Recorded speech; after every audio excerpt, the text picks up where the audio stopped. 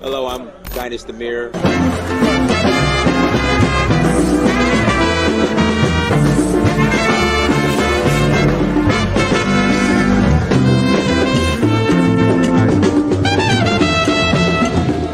So I reached out to another friend of mine. I said, look, I need to go on vacation somewhere. Where should I go? He said, go to Africa.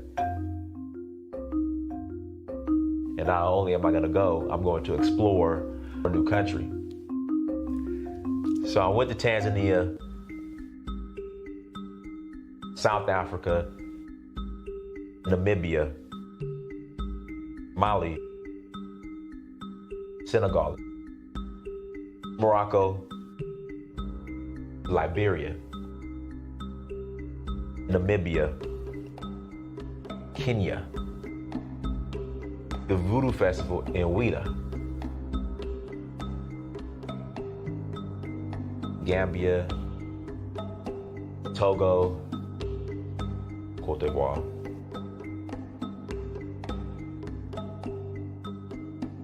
Sierra Leone,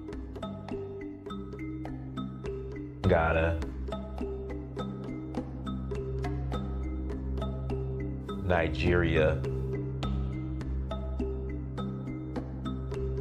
It's been a beautiful experience, just learning more about our culture, our indigenous culture. So Uhuru means freedom in Swahili. I'm in search of my roots. In finding that, I would experience my Uhuru, which is freedom.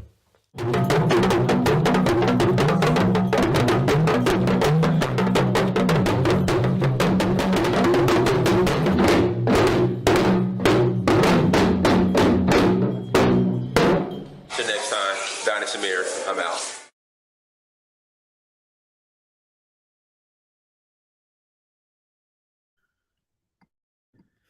Peace, family. I hope all is well. I hope your Monday, hope your new week is off to a great start.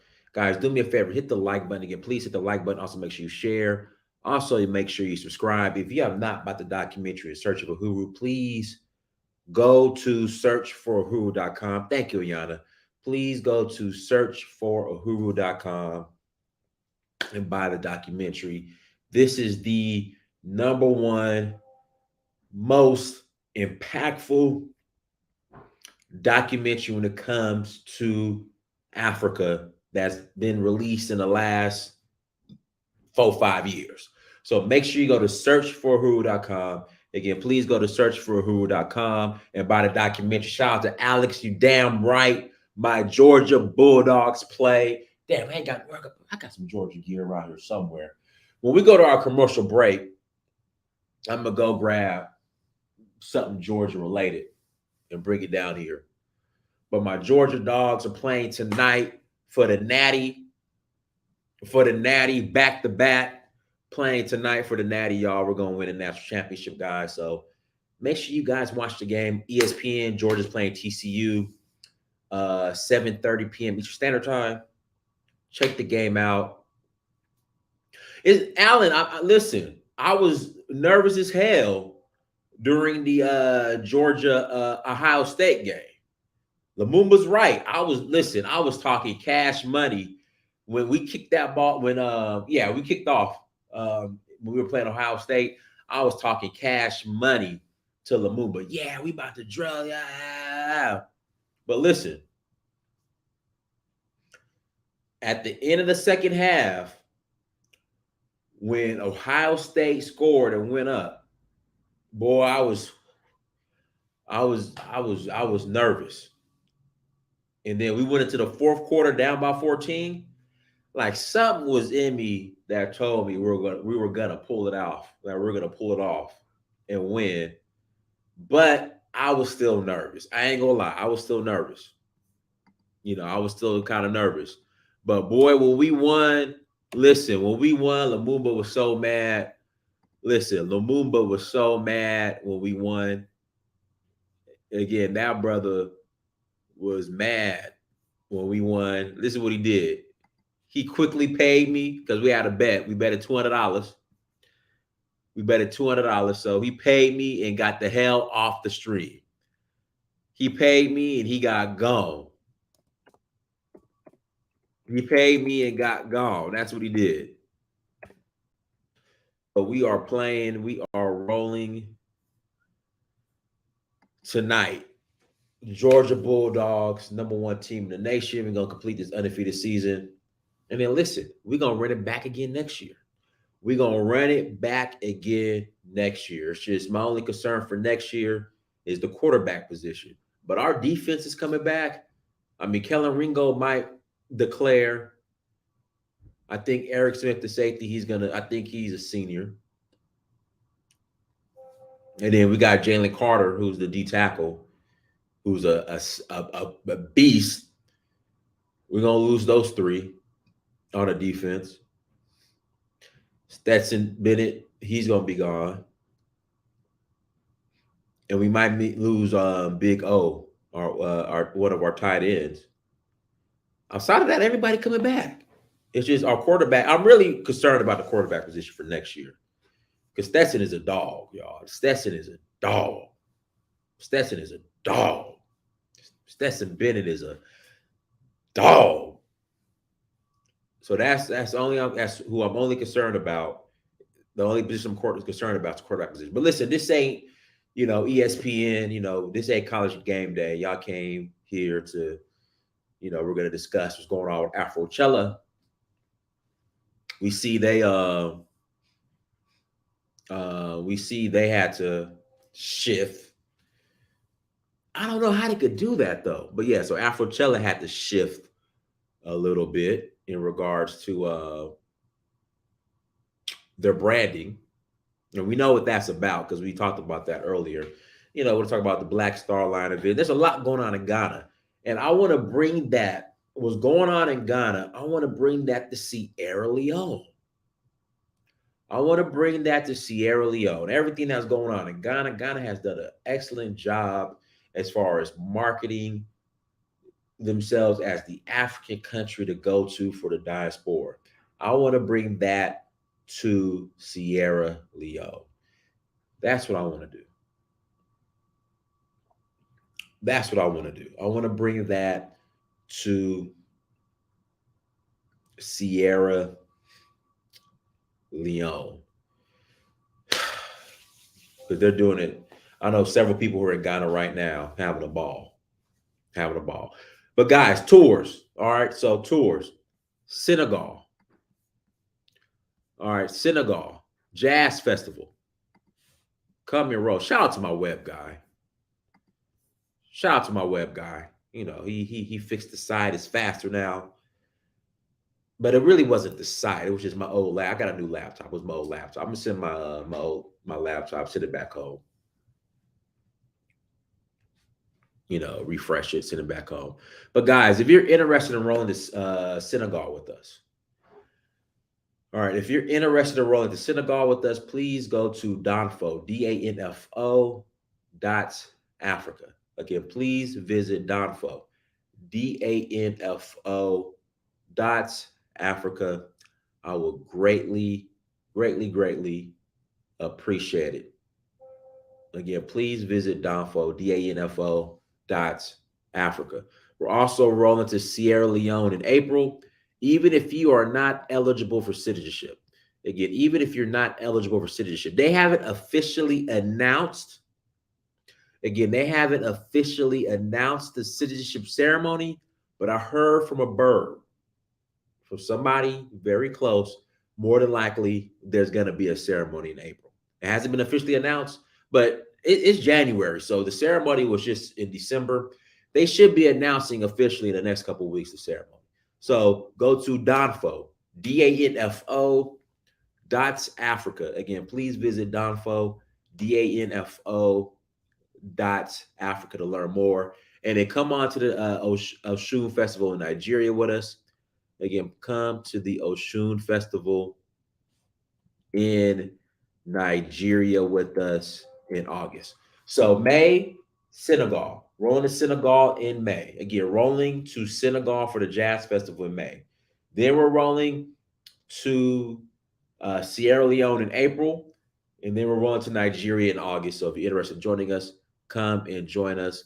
We would love to have you. Listen, we're gonna jump into today's topic.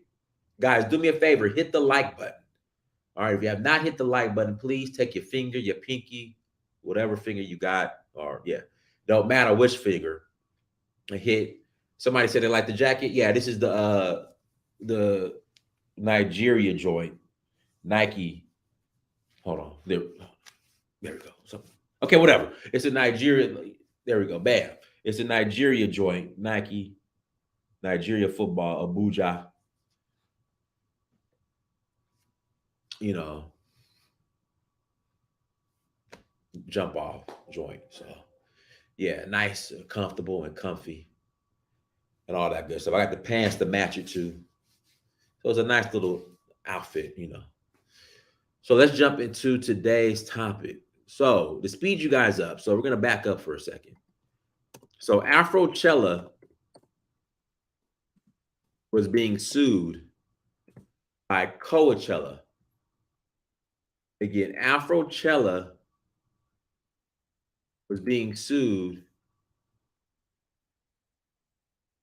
by Coachella. Okay. I never went to a Coachella. Coachella is actually see, Coachella is actually a place. So yeah, Coachella is actually a place. And so yeah, so you know, it's held at the Empire Polo Club in Indio, California, in the Coachella Valley in the Colorado Desert. So I was like, how can you sue someone? Again, how can you sue I mean, how can someone trademark like the name of a city or place? I didn't know that. Black Journal, you from Indio, California. I've never been to Coachella, but you know, I know people who go and they have a very, very, very, very, very good time, but I've never been. So what was genius? Now listen, what was genius? Let me close this up. What was genius is that Coachella, I mean, the Afrochella started in Ghana. So it was a play off of Coachella, which was genius. Like it was me and somebody was talking about this in we were in Sierra Leone. Like it was a dope idea. Instead of Coachella, we're gonna do Afrochella. So basically, Coachella filed a trademark infringement lawsuit against Ghanaian music festival Afrochella. Now, my thing is, if you're doing that in Ghana, I don't know how they can enforce it.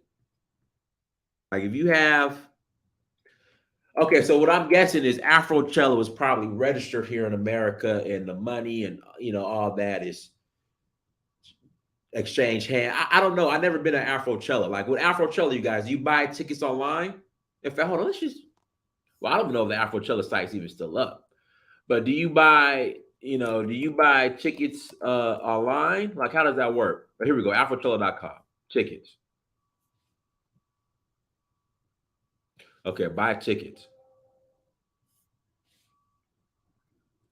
Oh, this event ended 9 days ago. Okay, Tix.Africa. So I don't know if like all their accounting and everything was taken in their banking and all that was in America. Afrochella. Should have renamed it Afrochella. What's Chell mean? C-H-A-L-E. Shoot, I might run with that. The Chell stands for something. C-H.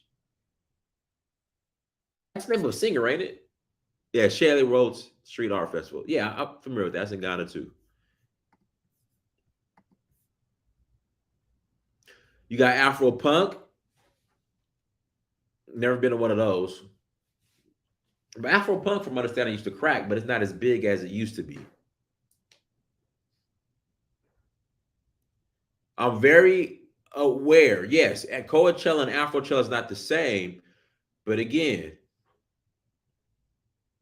Coachella sued Afrochella for trademark infringement, which I didn't know you could trademark Coachella, which is the name of an actual place. Yeah, see, they changed it to Afro Future. That don't have the same. Afro Future don't have the same, like, they might as well just call it. They might as well just partner with Afro Punk or something and call it Afro Punk. But yeah, Afro Future just don't have the same ring to it.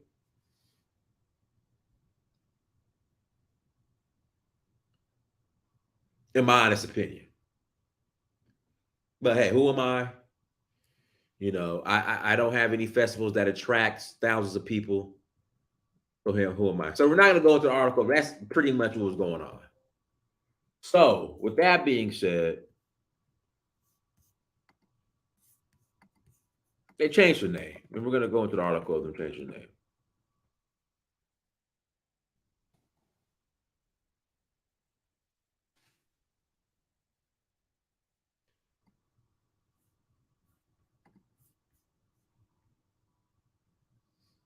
Afrochill. You like that? Afrochill? But see, the thing is, Coffee, I think the promoters and the owners of Afrochella, they're I think they registered the company here in America. That's what I didn't understand. Like, I was just, okay, Afrochella. Well, we're in Ghana. So,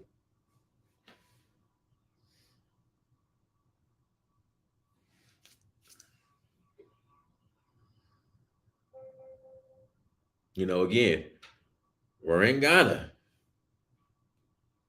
No, he's from the Bronx. So, but that was a great idea. Afrochella, that was great. So, this is from Travel Noir. Afrochella is not ending. Instead, we're branding the Afro Future Fest. That don't flow, man.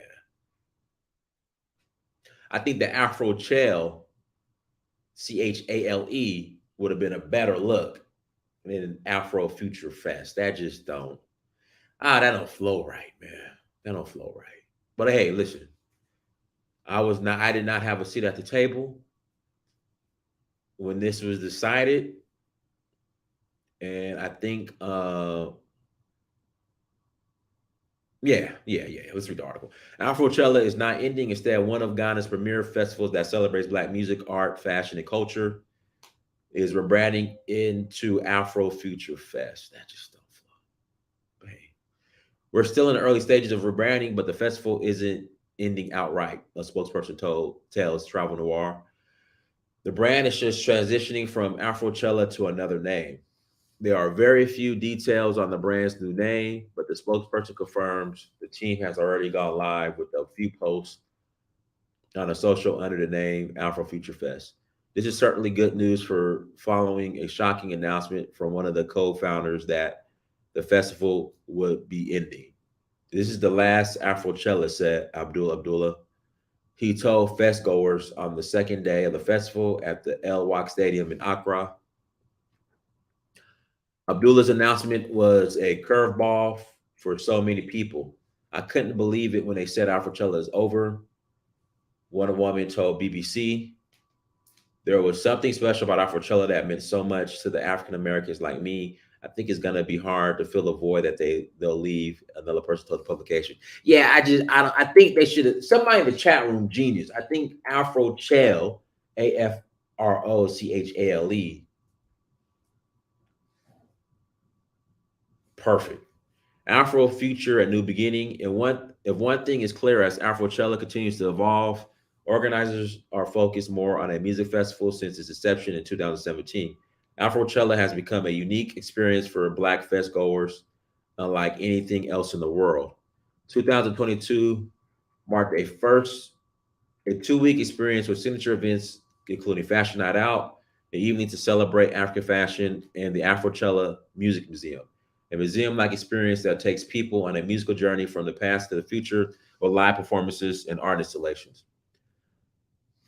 New in 2022 was Afro Canteen, a one-of-a-kind exclusive food experience located right on the festival grounds where 35 food vendors from all over the continent and at least 15 other fashion, beauty, and art merchants will be situated.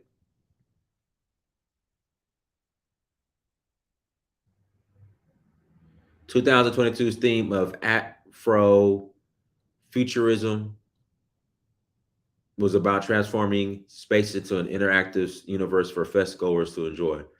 With tiny details on how the team is moving forward, there is chatter about how January 7th, 2023 marks a new beginning. Finally, we are done with planned programming for the 2022 Afrochella festival season. I'm so damn proud of my team. You guys smoked it. Now we walk into Afrofuture 2023. Coachella not happy. When Abdullah first announced Afrochella would not return, many suspected it had to do with the lawsuit filed by Golden Voice, the organizers behind the Coachella Valley Music and Arts Festival. Golden Voice filed a lawsuit against the Afrochella team, claiming trademark infringement. The lawsuit says that the similarity in the names will create confusion, as we previously reported. Okay, what's going on here? Yeah, so there it is.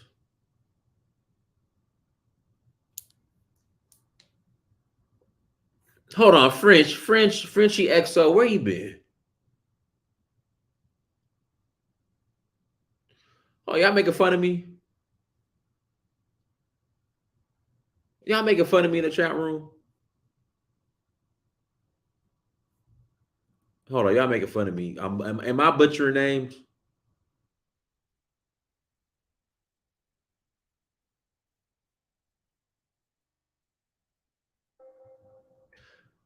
Y'all making fun. Okay, so listen.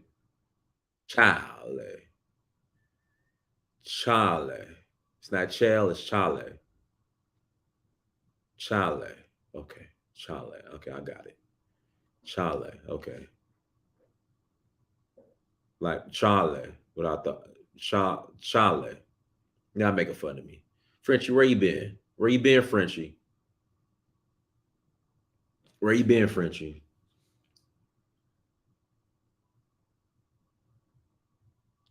Where you been? You been hiding. It's Charlie. I know it's not Charlie. Charlie. Charlie. Charlie. Charlie. Okay, whatever. Y'all leave me alone.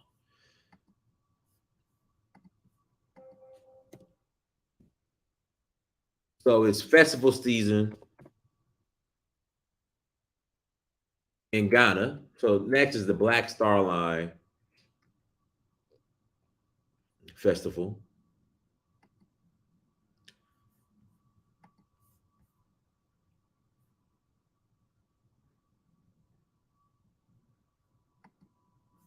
Chance the Rapper and Vic Mensa's Black Star Line Festival in Ghana draws all these ads. Draws 52,000 fans for inaugural edition. That's big. The rappers were joined by Erykah Badu, Dave Chappelle, and T-Pain at Friday's historic event.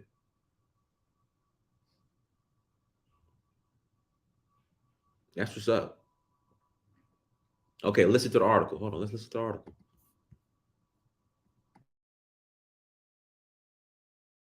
With one of the best savings rates in America, banking with Capital One is the easiest decision in the history of decisions. Even easier than choosing Slash to be in your band.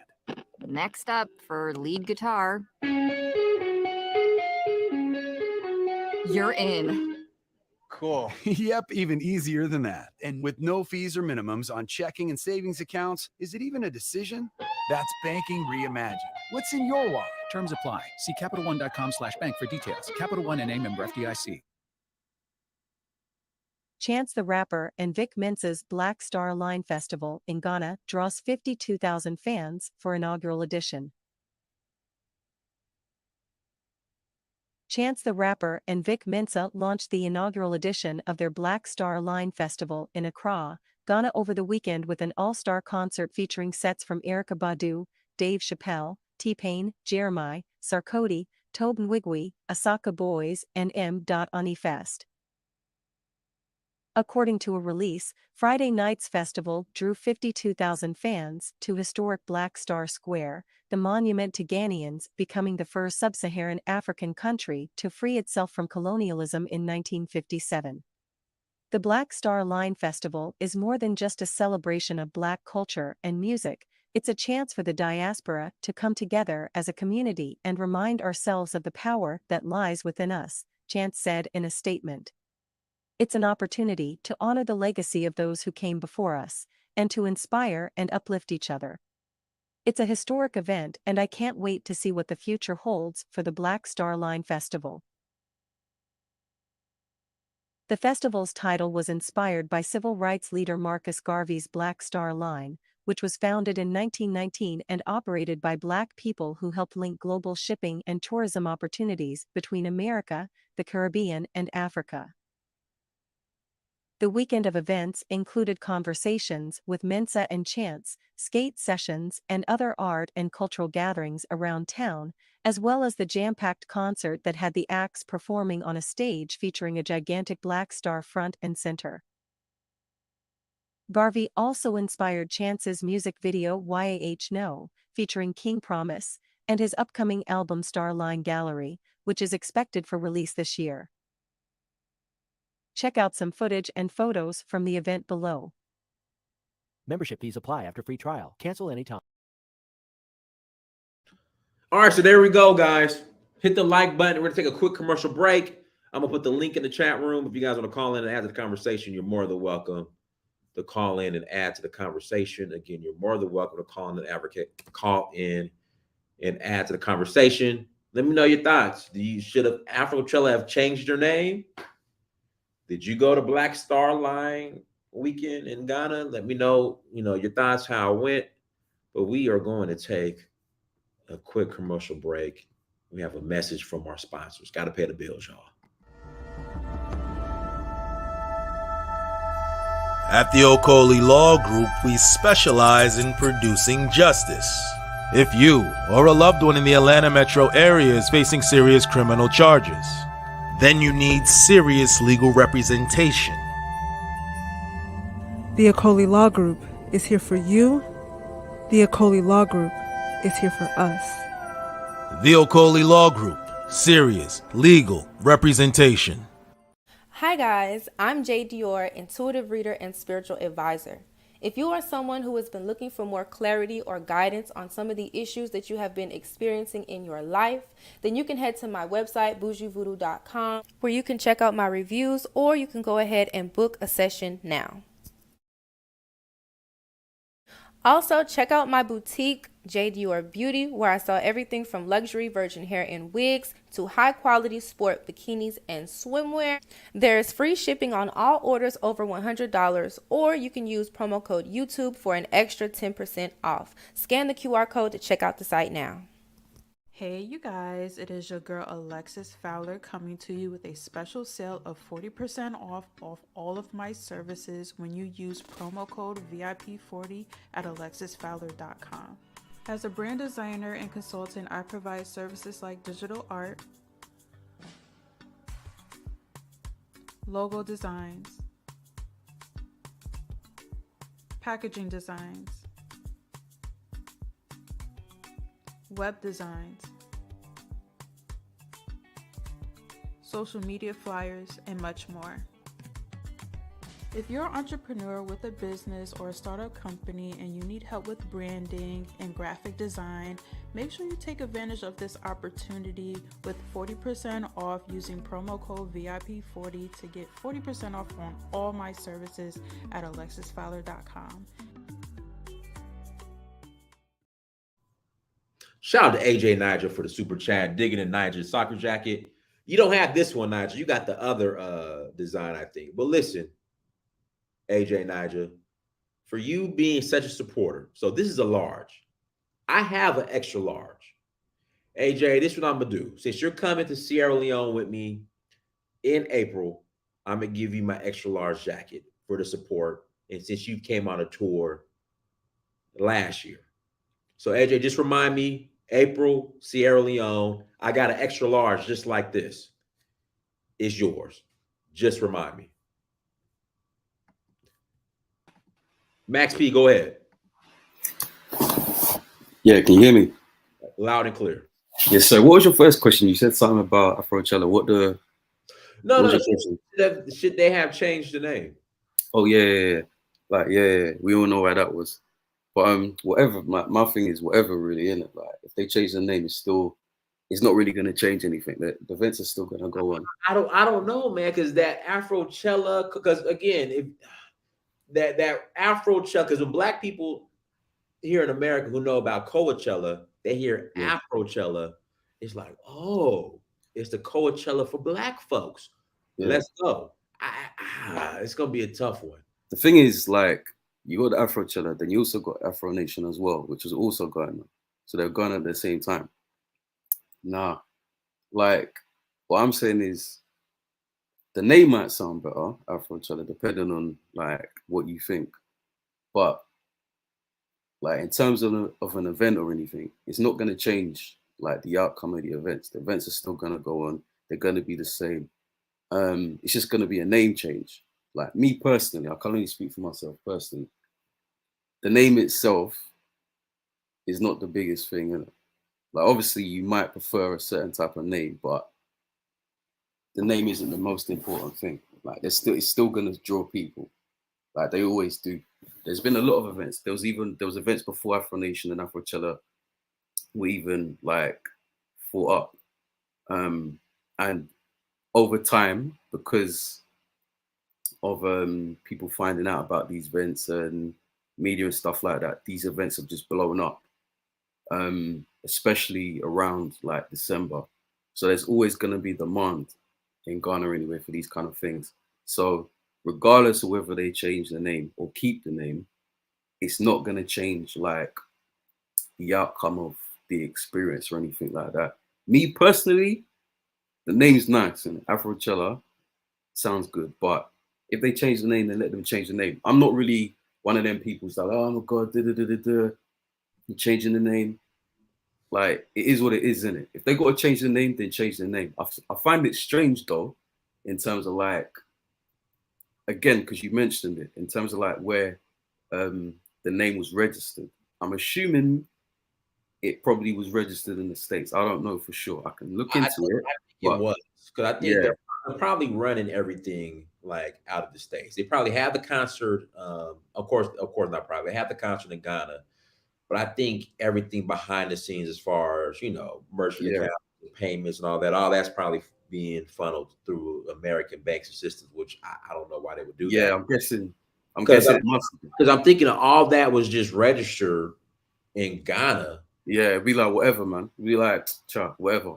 But yeah, I'm guessing the only way they can even put their case together is because they know that it's registered in the States. Yeah, I mean, it's just the name, innit? Like, whatever. Like, okay, cool. They want to change the name and change the name. Like, do you know what I mean? It's not, to me, it's not a big thing. Like, I don't know why they like in such arms about it. Well, then again, maybe I do. But like, well, yeah, change the name, their intellectual property, and then yeah, because I heard that what they're saying is that they own, like, they're saying basically they own the rights to everything named Chella. That's basically what I heard. Yeah, apparently that's what they're saying. So let them have it then, isn't it? All right, let me ask you this. What if Afrochella would have, well, I was going to say, what if Afrochella would have partnered with Coachella maybe some type of way? I mean, like, that would have been an option, but evidently they weren't interested in that. I mean, to be honest, I don't really care.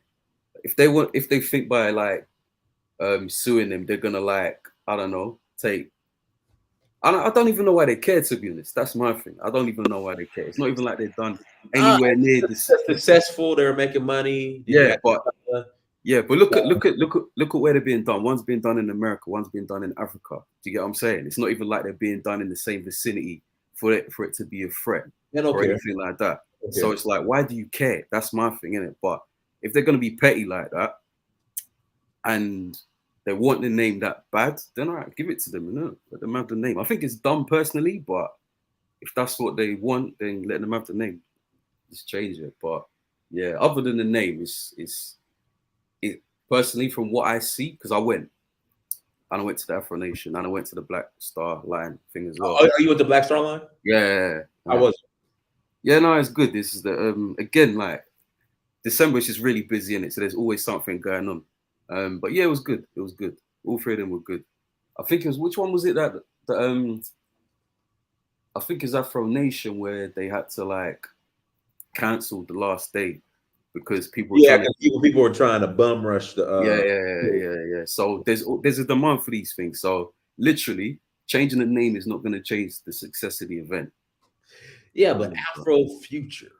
Yeah, like it don't like when you say it like that, it doesn't have the same ring to it. But leading up to it, you'll probably be like, you know what, maybe that's not stuff. I mean, it's just the name, innit? Me, I don't care. Like when I'm honest, like when I go, I don't care about the name. I'm not going for the name. Like that's the last thing in my head.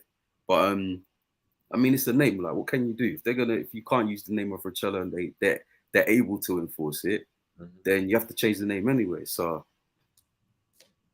Well, and then I guess the founder, I guess he's in New York, so they could probably come after him personally. Yeah, I heard like from what I'm hearing, like because I think one of my friends like is quite close to me. He said that like I think he's based in the States, and then like he came up with the to me the idea weren't that genius an idea because it was literally a case of that people can see that people in Ghana like to party like non-stop 24 hours, especially in December.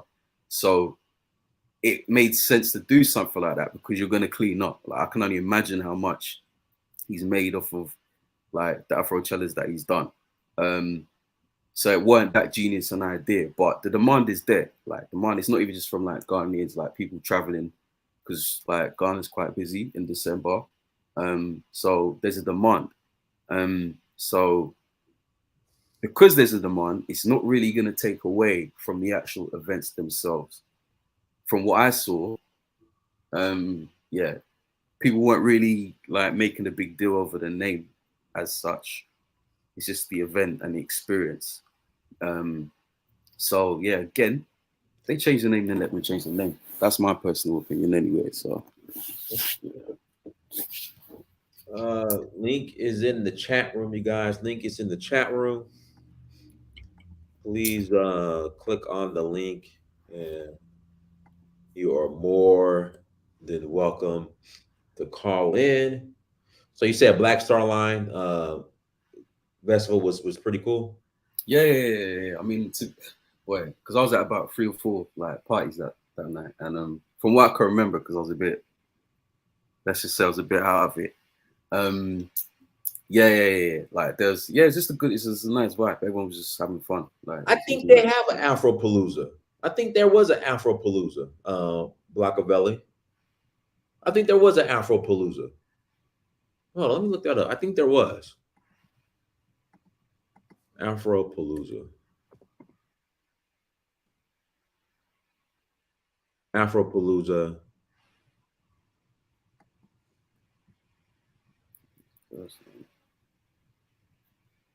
Yeah, I think there was an Afropalooza. I don't know if they still have it, but there's one in Ghana and there's one in New York. Yeah, there was an Afropalooza. So what? So what do you think? Do you reckon the name's that big a deal? I think Afrochella just gave it a better ring to it, and you know, I just think them transitioning to Afro Future. Yeah, I think you could kind of. I don't know. Yeah. I mean, well, I don't know. I mean, it's a name, isn't it? So what can you do? Right. If you're able to enforce it, then you're gonna have to. We're just gonna have to accept it. But personally, like, it's still gonna draw crowds and that. So, like, yeah, but they were good. They were good the days that I went. Somebody said, so calling it slow. Black Star Line was used for a music concert. Weird. What are your thoughts on that, Max P? Because Black Star Line was the name of because what's it? Like Fleet. Yeah. Right. Yeah. I mean, it was enjoyable. I mean, I know like Mensa's and the other guy, like Chance the Rapper, that they said that from like way back that they wanted to do a concert and that they wanted to make this one was actually free as well. Oh, it was free. Yeah, it's free. Yeah, like so they had like they mentioned it from it weren't just like off the bat. They said like from a good 6 months plus ago that like they were gonna do an event like that, and I mean it was good as an event, and yeah, just a good experience. Just people just having a good time and just bringing black people together, and there was no vibe, like no bad vibes and nothing like that, which is always nice. But yeah, so it was nice, and obviously with it being in December again, like it was very busy in that. But yeah, like what do you call it? They did like separate Christmas Eve party, Black Line Festival. Okay. Yeah, and that was banging. That was banging. Did you go? Yeah. Was that the one that was like in the morning, early in the morning, or? Yeah, it was in the morning, but it was late night. It started late night, but went in obviously through to like midnight and that. But yeah, that was. I saw some footage where they were at a hotel, and it was like 7 o'clock in the morning, and they was just at the pool, like people don't like literally when they say like in Ghana they party for 24 hours, it's not a lie. I weren't there at 7, but this was their actually party as opposed to what they were doing at the hotel. I was there till about like say 3, but people were still going. Like they were still going to like 7, 8, whatever. Oh wow. Yeah. So yeah, but yeah, it's all good. I mean, anytime you get black people together and there's no trouble, and people are having a good time and it's a good vibe, like it's nice, isn't it? So that's basically what it was. So like yeah, like I said, I don't care about the names. The names are the names. Personally speaking, and that's the last thing I'm thinking about at the time. So yeah, but yeah, they were cool. All right, guys, do me a favor, hit the like button. Please hit the like button. Also, if you want to call in and add to the conversation, please click on the link and you can call in and add to the conversation. And my dogs, listen, my Georgia Bulldogs are playing tonight at 7:30. Guys, listen, we win tonight. Stetson Bennett will go down as one of the greatest quarterbacks of all time in college football. Back-to-back national champion. So, guys, my dogs are playing tonight. So make sure you check out the game 7:30 Eastern Standard Time, and we're gonna put that thing again. We're gonna put that thing on TCU. So, guys, link to the chat room if you want to call in and add the conversation. Click on the link. Max, are you Ghanaian? Yeah, you didn't know. No, I didn't know. You have your I'm not here by chance. Yeah, I'm like full. And yeah, just so you know, it's Chale. Yeah, Chale. You kind of say it with the lay. Chale.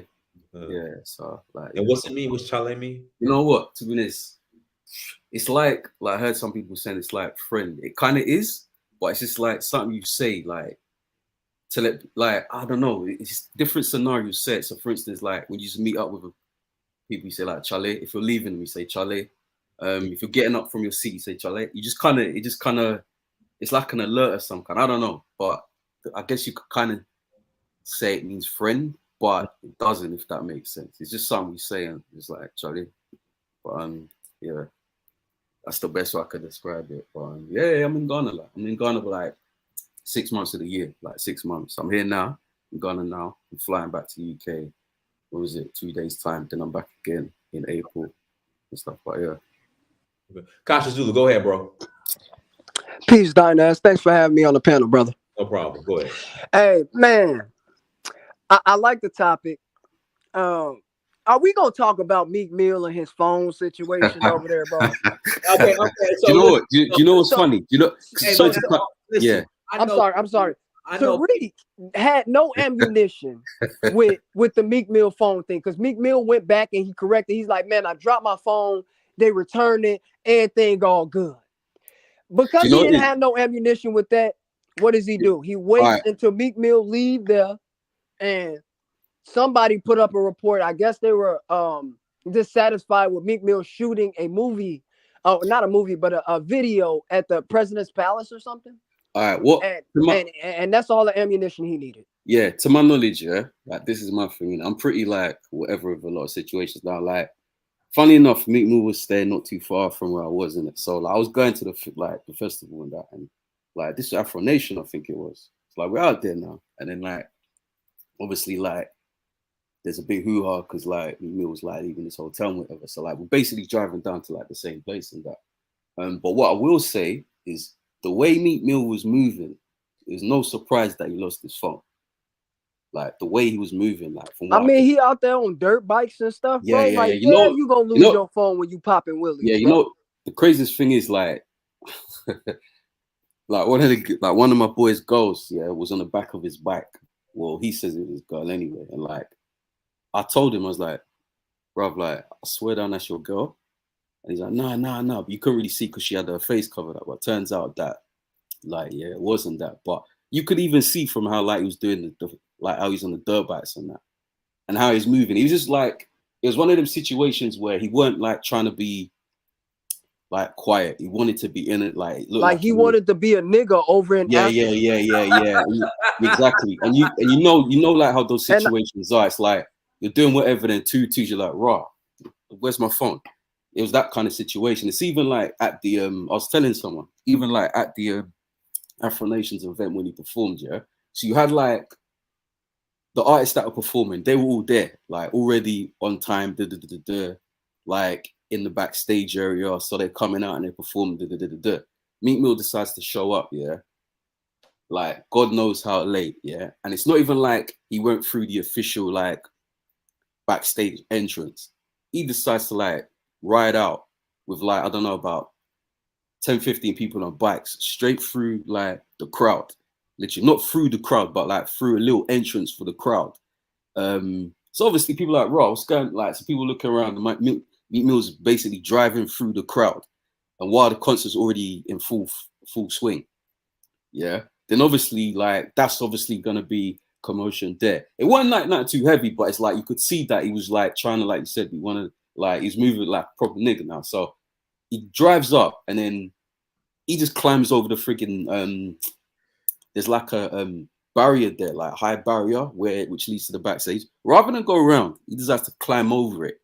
So the way that he was moving, it's not a surprise that he lost his phone. I don't personally speaking, it weren't like people ran up on him and like took his phone off him kind of thing. It's one of them ones where like, from what I could see, you're gonna drop your phone or whatever. Someone's probably picked it up, yeah, and obviously like, rah, I've got a phone here, and they've taken it. Then later on, it's been handed in. But it weren't like, yeah, they moved up on him and like stole his phone kind of thing. They should have gave him his phone back. They should have kept the phone. You're gonna lose something. Like even when he was on the dirt bikes, like come on, like, do you know what I mean? The way that he was on the dirt bikes and that, you could drop some at any time. So I don't necessarily know that someone, like, it wasn't like he was robbed kind of situation. Definitely wasn't robbed. Yeah, it's like the way you're moving, then things happen, innit? Well, no, but they made it seem like he was robbed because I know they would do though, innit? They'll make it seem like that. Tariq tried to initially until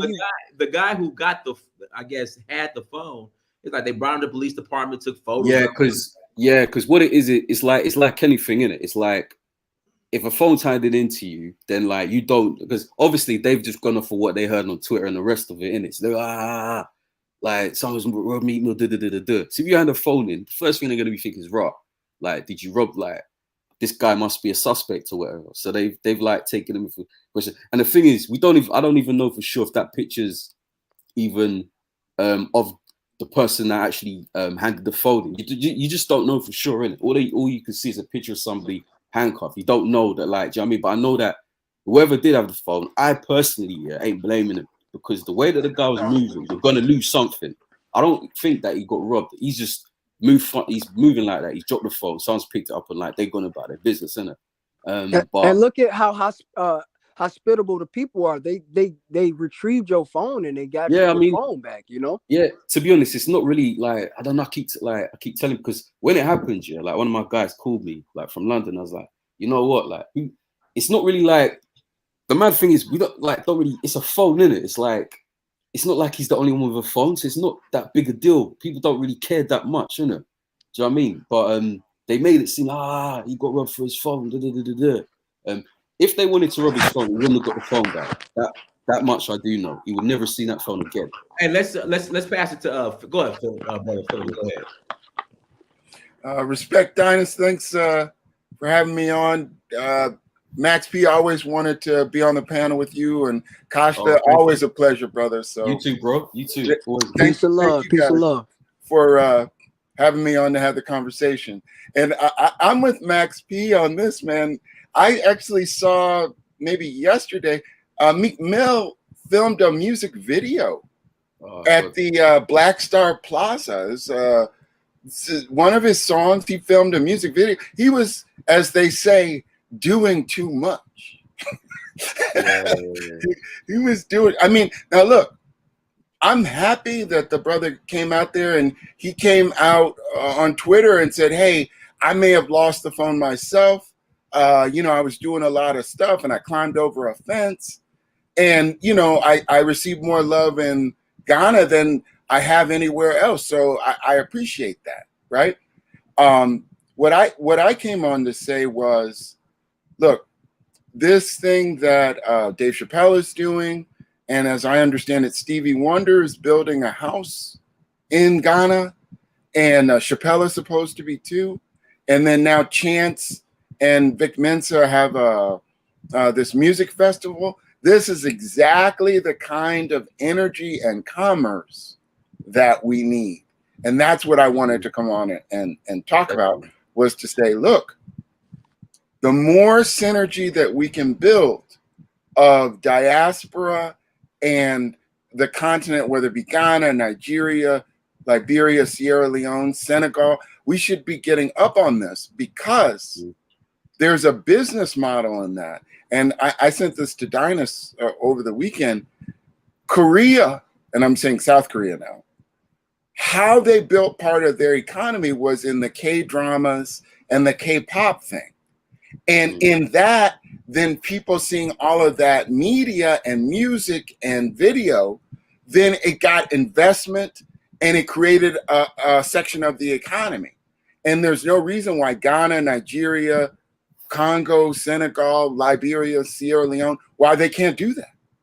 So I'm going to toss that to the panel, what you guys' reaction to that is. No, you make a good point. I mean, to be honest, because I've been coming back and forth since the 90s, and there's been a lot of change.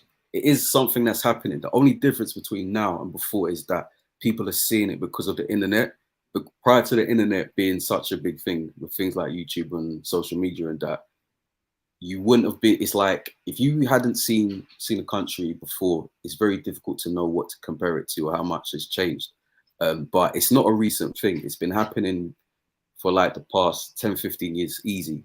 A lot of artists been coming out here. A lot of people from different areas of business have been coming out, making connections, etc., from America, as well as say from Europe and stuff like that. It's just that now it's given, with the internet, it's given people the opportunity to see these things happening as they're happening. But like you said, there's a massive opportunity there. And like you said, there's a business model there, which you're seeing that people are now starting to recognize. It's like, okay, cool.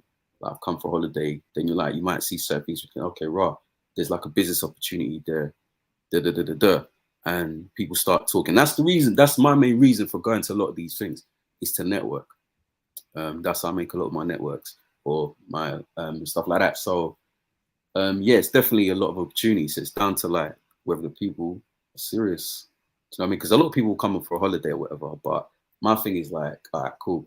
You can come for a holiday, but it's nice to be able to take something out from that holiday that you can use to move yourself forward. Because like you said, when you mentioned South Korea, and that's what they did. And when you start traveling, you start seeing how different communities, they're traveling with a purpose. Do you get what I'm saying? I mean, I'm all about partying and stuff, but everything done when it's necessary. You see what I'm saying? So it's down to ourselves. There's more than enough of us. We got the manpower, we got the resources. There's enough people in the diaspora, and even outside the diaspora from Africa that have gone to Europe and are working and are skilled.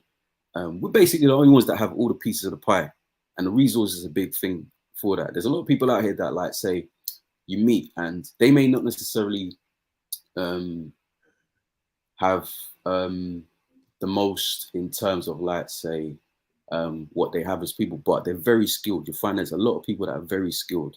Like, you see people that, like, got mad crazy carpentry skills, just building stuff. Do you see what I mean? And a lot of them are eager. They're eager. It's just they need some kind of direction and someone to, like, say, okay, bam, if you can do this, then I can look out for you, make sure you get this, this, this, and this. Next thing you got 4 or 5 people that are working for you, whatever. Which is the same thing that, like, the Europeans do, the Chinese do it. And the thing is, the thing that always gets me is, like, when people say, oh yeah, you can't do this and that in Africa. You come out, then you see Chinese people out here. You come out, then you see Arabs out here. You come out, you see white people out here. So if it's so bad, then what are they doing here? Do you get what I'm saying? And that's what my thing is. We don't really have no excuse. It's on us. Whatever you may say, whatever we may say, or for however long we want to say something, oh yeah, you can't do this, I can't do that, or you can't do this over there. It's down to us, isn't it? It's down to us. You can understand to a certain extent why people look at us a certain way. It's primarily because it's like they're probably looking at us like, you guys have got all the tools that you need to build yourselves up, yet you're still complaining. Like, at some stage, you got to be like, you know what? Things may not necessarily be perfect, but there's enough for me to use. And that's what you realize, especially when you start traveling to certain places, and after you start realizing it's like they may not have everything now, but what you're looking at is the vision and the potential. And the potential in a lot of places is crazy high. It's just that they need someone to come and say, okay, yeah, if you can, I'll look after you if you could do this, this, this, this, and this, and like thing in it. But like I said, it's got not even starting because it's happening already, and that's what people are starting to notice. It's starting to gather pace. You're gonna find. Don't be surprised if you hear about negativity, because people are gonna try and derail certain things. But it's happening, and it won't be stopped. It's just gonna grow. Like, I'm out here. I don't care what anyone says. I do what I need to do. I quit like my job in the UK and come out. I said I quit. Just came back. Because what happened was with me is that I'll be working and like something inside me was saying like, you got to go in. It's weird. I'll be sleeping and I just wake up and I just not feel like I'm really there. So I'll be working, but my mind's not there. And then I started having dreams. I'll be dreaming about being back home, and it would happen more and more and more often. Then I got to the stage I was like, you know what? I got to get out of here. I don't know what it was or why it happened, but it happened. And then you start getting out and you start thinking, damn, if I can do that, and that, or get these people together, you can make progress. And that's what it's about. It's a process, but it's definitely picking up steam, which is why I feel that certain nations, not mentioning them, are starting to get worried because they're seeing people start to wake up. That must be a big thing in the States. They're hearing about America, like Black Americans now starting to travel. And it's not that they're traveling to Europe. Do you know what I'm saying? They're going to Africa. That's probably the last thing that they want. They probably do not want that. So it's happening. It's just got to keep the wheels moving and basically help them pick up momentum and that. But yeah, so like, yeah. Well, I got some input I'd like to put on that. I think it is definitely a good idea that diasporans, particularly Black Americans, FBA, whatever the hell you want to call us, are going back to the continent. The only issue I would have is, people like that of a Meek Mill, Chance the rapper, Vic Mensa. I don't know if everybody knows, but Vic Mensa, his father is actually Ghanaian. Yeah, Mensa is a Ghanaian name. Yeah. So he's half Ghanaian. I mean, he's half white too, but that's besides the point. But those are okay candidates, because they're not too degenerate, Meek Mill, bro, like he just made a mixtape and he talking about switches. You don't want that kind of behavior over in Africa. Hold on, what's he talking about? Who? He talking about switches. Switches are the things that make the guns basically a machine gun. Okay. It turns a pistol into a machine gun, and he's talking about that on his new mixtape. And this is the same guy that was criticizing Kanye West. Exactly, and that's why Kanye was like, Meek Mill, like what? But yeah, people like that, we have to almost gatekeep. I ain't gonna say gatekeep because we really can't keep people from going, but we have to tell the people, the local populations, the indigenous Africans, what's good and what's not. We can't tell them. We gotta show them. So Meek Mill going over there, I'm pretty sure he ain't spend that much money. Meek Mill going over there and being cheap and just being a hood nigga everywhere, bro. Like, it's cool while it's happening, but when he leave, they're gonna be like, damn, what we got? Yeah, no, that's a good point. That's a good point. I mean, I don't know his. Obviously, I'm not him, so I can't say what his personal intentions were. I've been listening to Meek Mill before he was even famous. You know, like this. I'm not saying that, you know, people can't change, because people can change, but Meek Mill, first he was chasing the billions, and now he realized that billion is not realistic. You know, when he was in jail, he had billionaires visiting him and stuff, and he was trying to get the word. I think they even had him bunny hopping. He was bunny hopping with his hands in front of him at a golf course. He was doing whatever he could to get the bag. And now that he understands that he's not about to be a billionaire, it's almost like he's trying to revert back into that degenerate behavior. Why are you talking about switches, bro? Like, these are just young kids that's carrying these guns around, bro. Go ahead, Hannah. I think Hannah, you in Ghana, Hannah? Hey, Dynast, and hey to everyone watching and listening. I am definitely in Ghana right now. I made it. Thank God I made it, and I am here. It's about 8:30 p.m. and I had to jump on the live for this conversation. And whoever was just talking, I just want to say I totally agree. I totally agree with that. I cannot stand that. Like, this is happening right now. I love that we're bridging the gap between African Americans and Africans, but I don't like to see that hood ratchet type of African American that's trying to bridge the gap between Africa, because we don't need that energy in Africa. We don't even need that energy in America. So why try to influence that? And we know America is one of the number one most influential countries there is. And so for somebody as big as Meek Mill, a lot of these Africans respect him. They love his music. And it's like, don't come over here and don't bring all of that bad, negative, hatred energy that's being reflected in America. Talking and rapping about guns, fighting, sex, all of that type of stuff. You don't get that in African music. You get a lot of music about love and things of that sort. So I agree with what the brother was just saying. And, I'm going to let y'all finish, but I just had to add that in there. Peace and love. Yeah, great to see you, Hannah. What I wanted to say about that, if anything, I agree with Kashta. I agree with Hannah. I mean, I agree with everybody.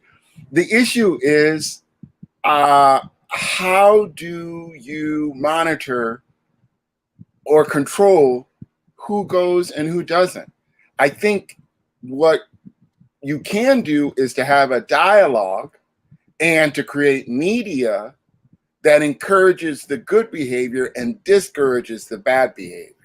But for example, if I don't know, I don't want to pick anybody to pick on them, but if African American goes out there and they don't show the kind of public face that we like, then I think there has to be a discussion to say, hey, Meek Mill, we love that you went. However, when you go, let's not encourage the worst elements of the diaspora culture. Let's try to see if we can't level everybody up, ourselves and the local population. Let's not talk about the gunplay. That's not helpful. But I think the biggest thing, have you guys seen the music video that Seven Streeter did with DeVito? Have you guys seen that one? I don't even know who that is. I know who DeVito is, but I don't know who Seven Streeter is. She is a pretty good artist. She was a songwriter for a long time, but now, much like many of these artists, she's now no longer doing so much songwriting and actually doing her own stuff. But here's the point. In that music video, if you pull it up, it basically is DeVito has a dream, and then it flashes back, and Seven Streeter comes out of the ocean like the Diaspora, and they have this kind of romance. But it's a beautiful video in my view. And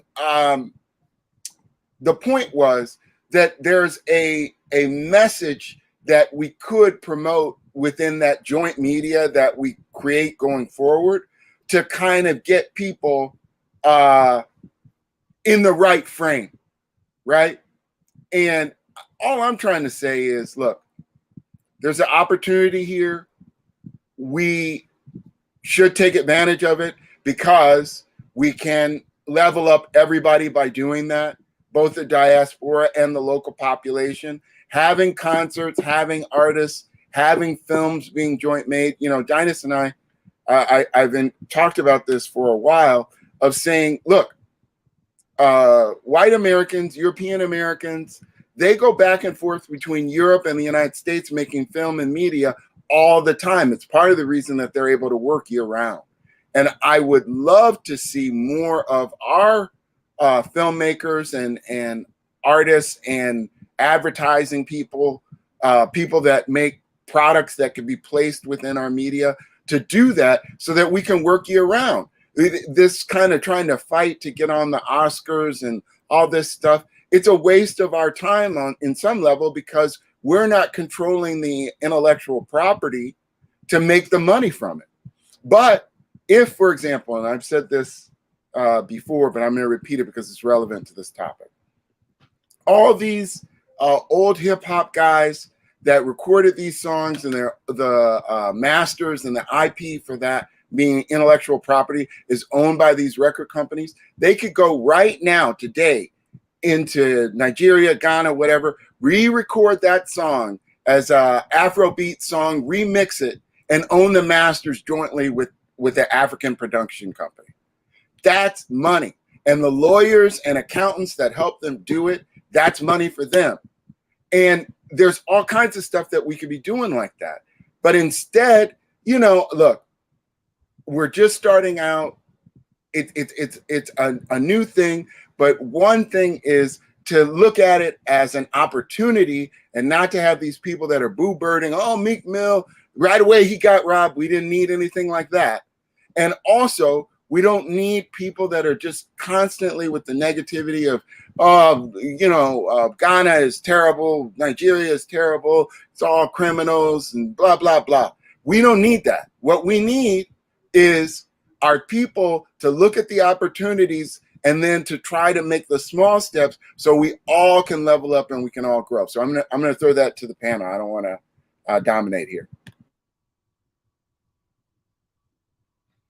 No, let me. Go ahead. Yeah, I was just gonna. Yeah, I agree with most of what the brother's saying. The only thing I would say, like, I got an issue with every time we come together. Like, why does it have to be entertainment?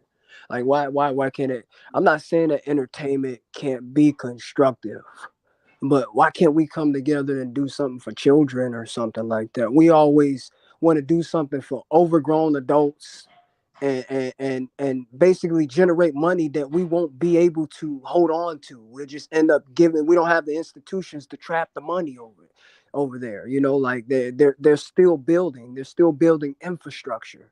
Why can't we come together and do a children's concert or something like that? Like, why does it always have to be for the adults?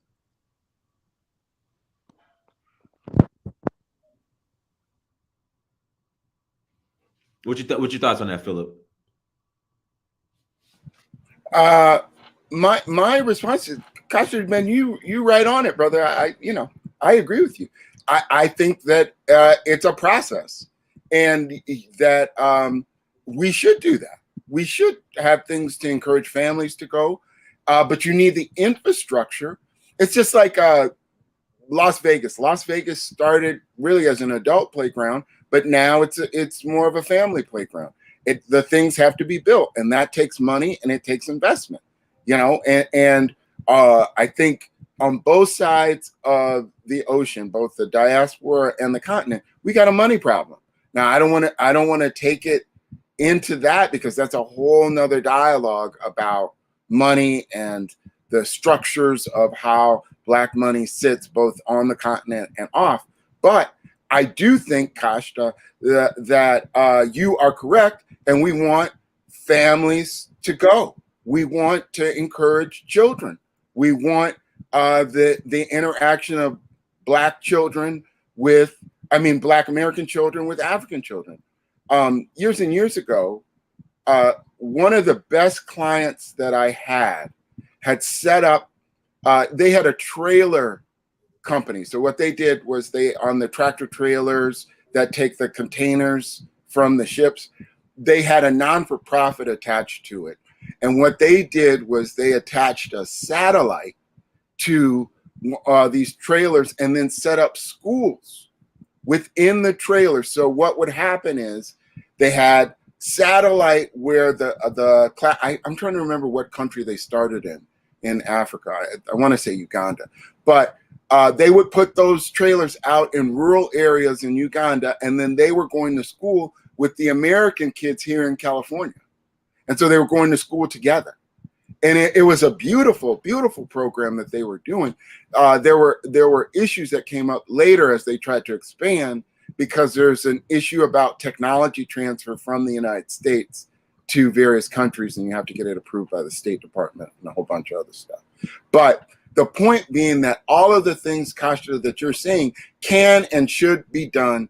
And, I'm just proud of Dynas and Brandon and all of them, O'Shea, that are doing this, including the people on the panel. Congratulations to you, Hannah, that you're there and you're kicking this thing off. So I agree with you. Let's try to scale it.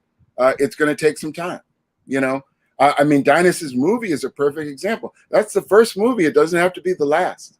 Right, Dynas? Right. And if y'all don't have a copy of Dyna's documentary, y'all need to go get a copy of that documentary. The best thing I've ever watched. Thank you. I appreciate it, bro. Thank you so much. Yeah, so I'm just going to spit my piece and bounce out of here. But basically, Dynas, great show. Let's continue the dialogue.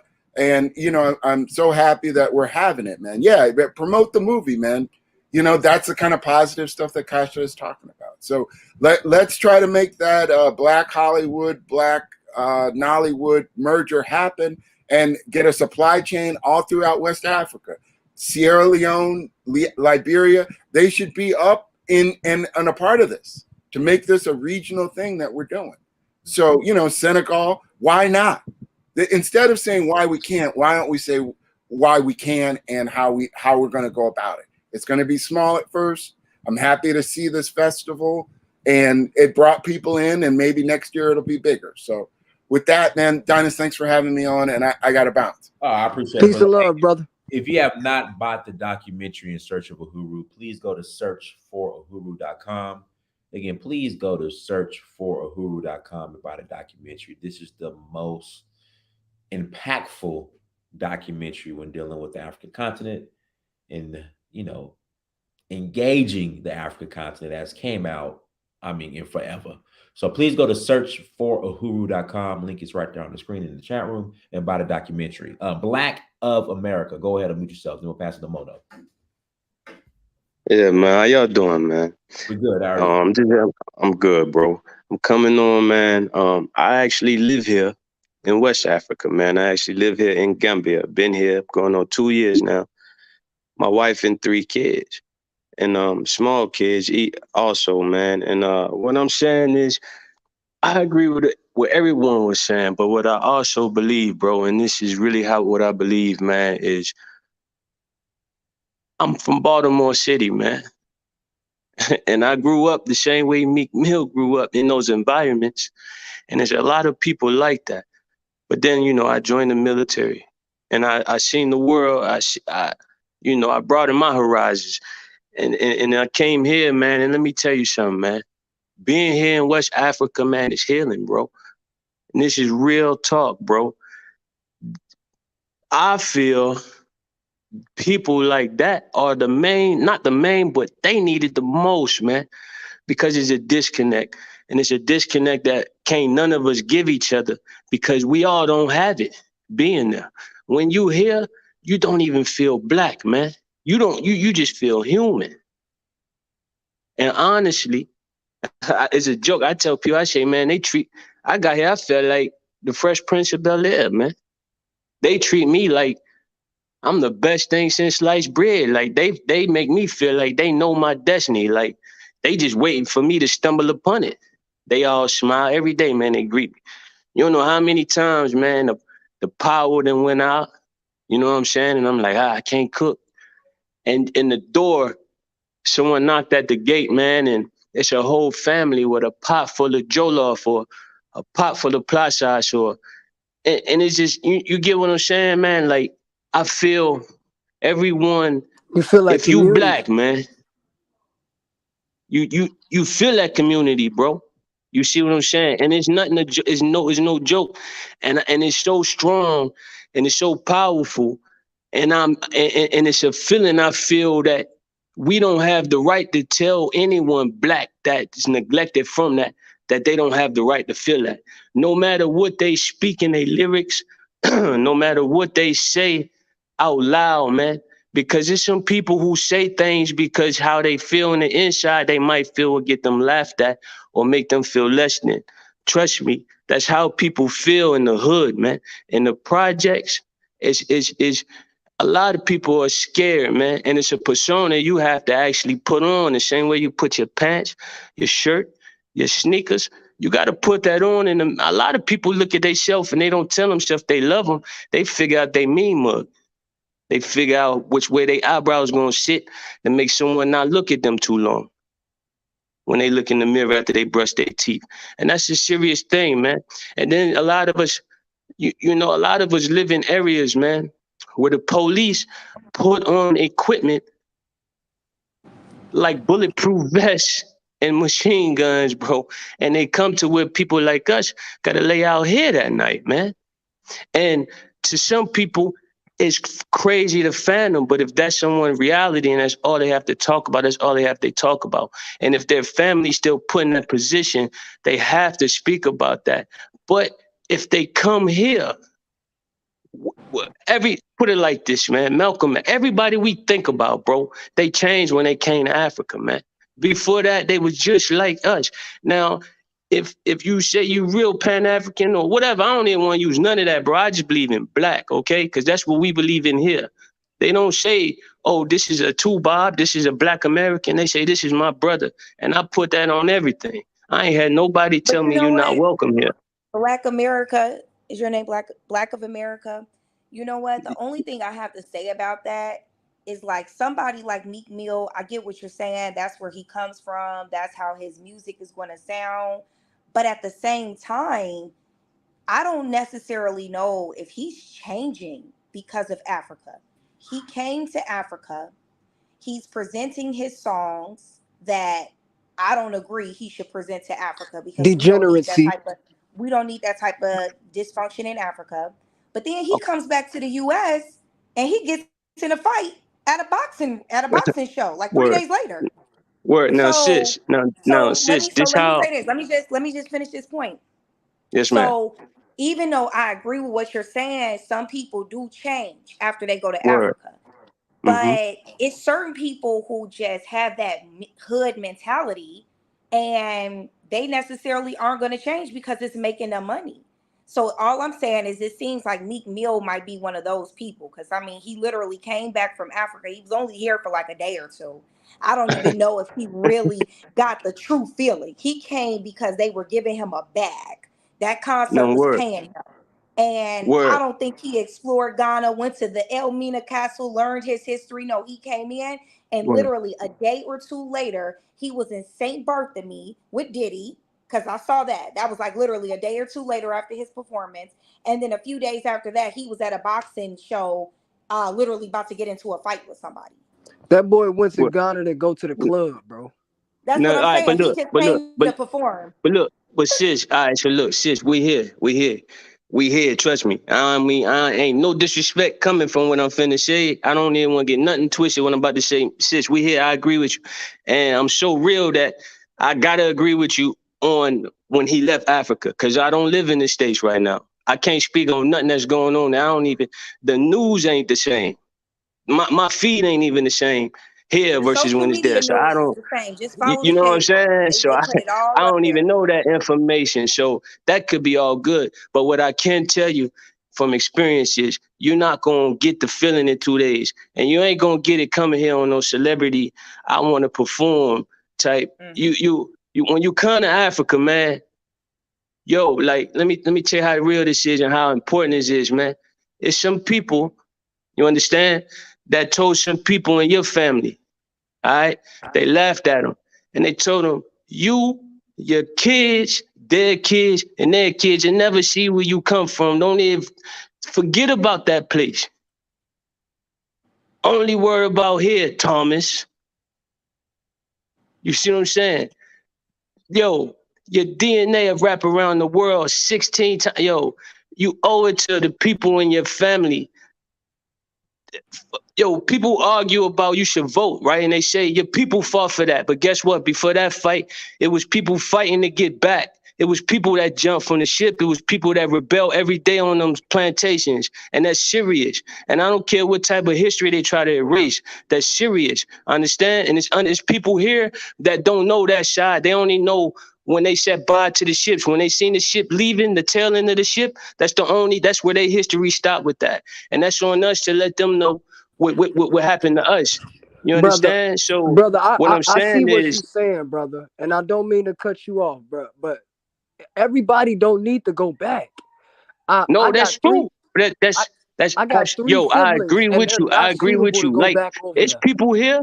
It's people here that be like, yo, my dream is to go to the States, right? And I ask them why. And I tell them, I don't want to kill your dream. I don't even want to tell you don't go to the States, bro, because I'm here. You get what I'm saying? I'd be a hypocrite to tell you don't follow your dream. But I also tell these people here, yo, if that's gonna be this young and dream, try to get him there quick. Like, try to get him there now so he can kill that dream, so he can find out what's really good, so he can have another dream. Because you're right, everybody don't need to go, yo. But guess what that sound like too? Didn't W.B. Du Bois say that?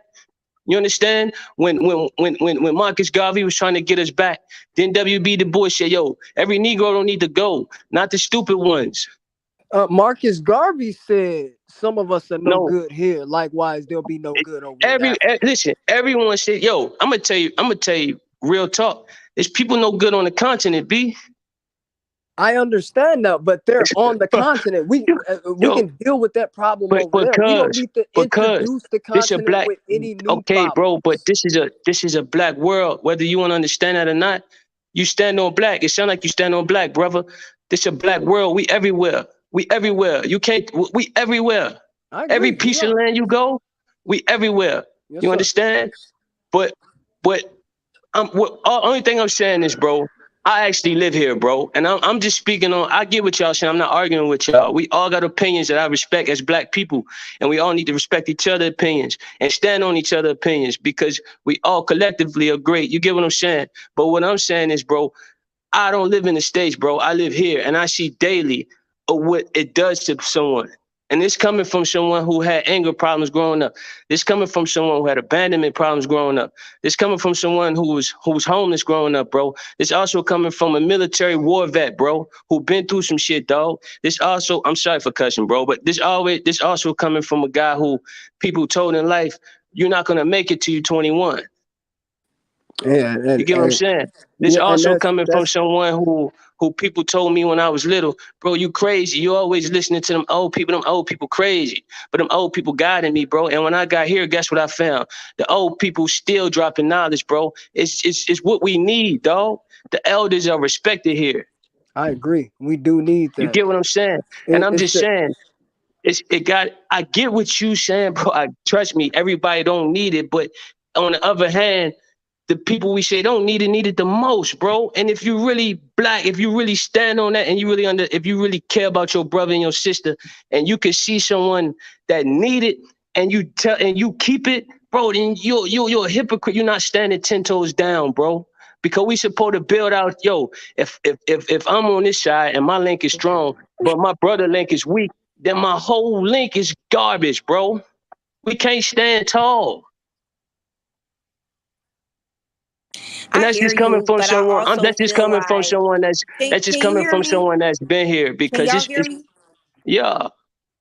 Hey, and that's it, bro. I'm Can y'all bowing hear out because me? I don't want no smoke. I love all of y'all. We standing on black. I don't want no smoke, man. Okay. I just wanted to tell y'all, you feel me? I We can love go all of get y'all, y'all man. smoke. But this coming from your brother that's here on the Can y'all continent, hear me? and I'm just telling Yeah, about the human. We can hear you. We can hear you. Okay. Yeah.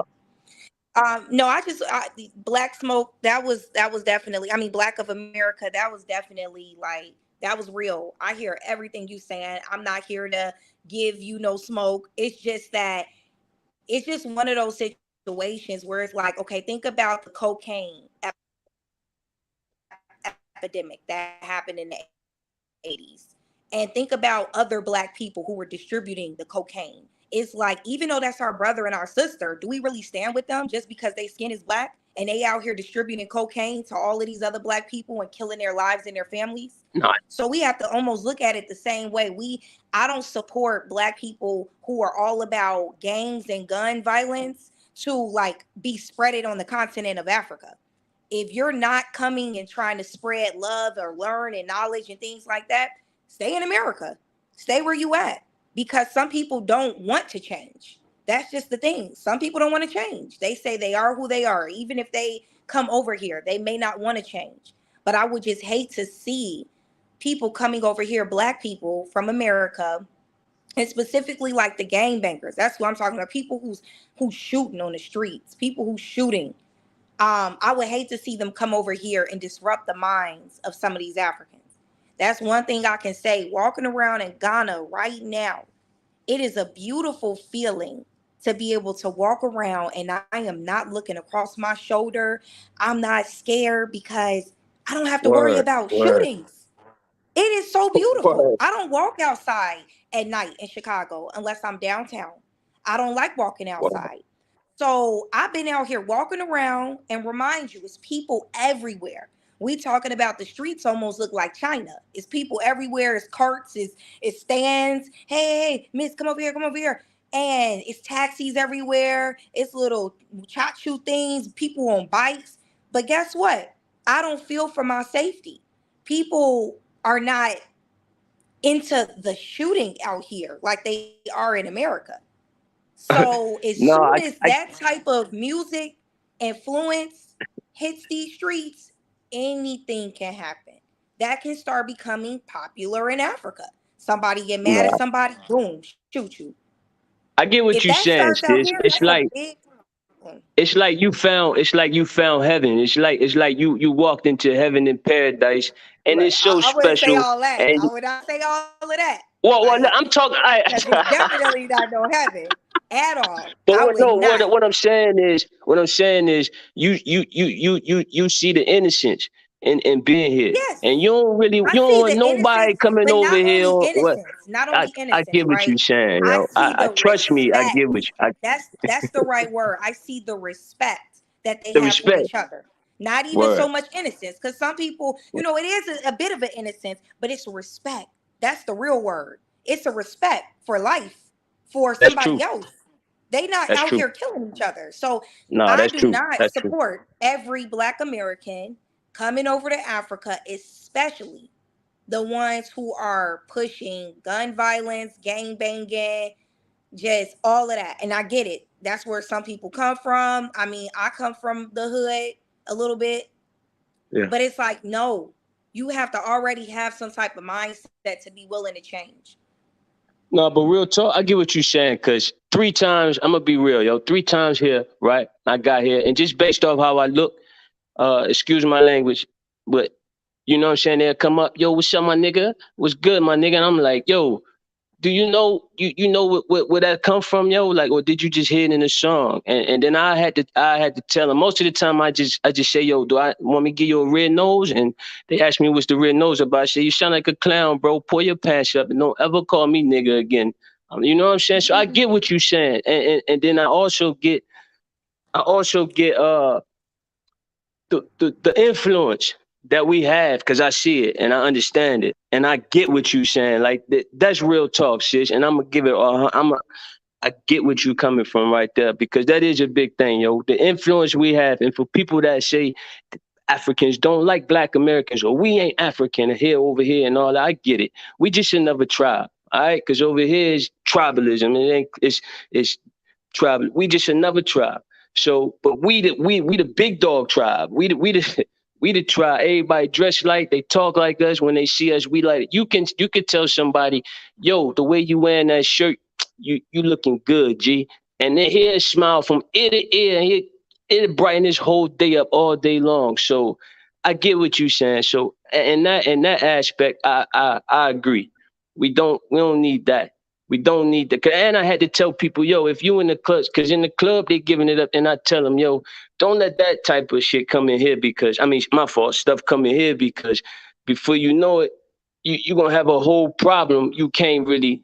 It's gonna grow. It's gonna grow like weeds, and you ain't gonna be able to stop it. So them talks we really do have on the ground here, and most of the time people get it, and then you break it into hip hop, and you let them know, like, half these dudes ain't living what they saying, man. These dudes going home to mansions, man. And then when you wake them up, you show them all the rappers getting killed, and once they really rate, and you put them on some real rap, you put them on some Renee, you know what I'm saying, some Lost Boys, some Scarface, some put them on some real rap, and once they hear that, you don't hear this new stuff no more. So I get what you saying, sis. And I'm gonna give it up in that aspect, that and that way and form is very true what you saying, and I agree.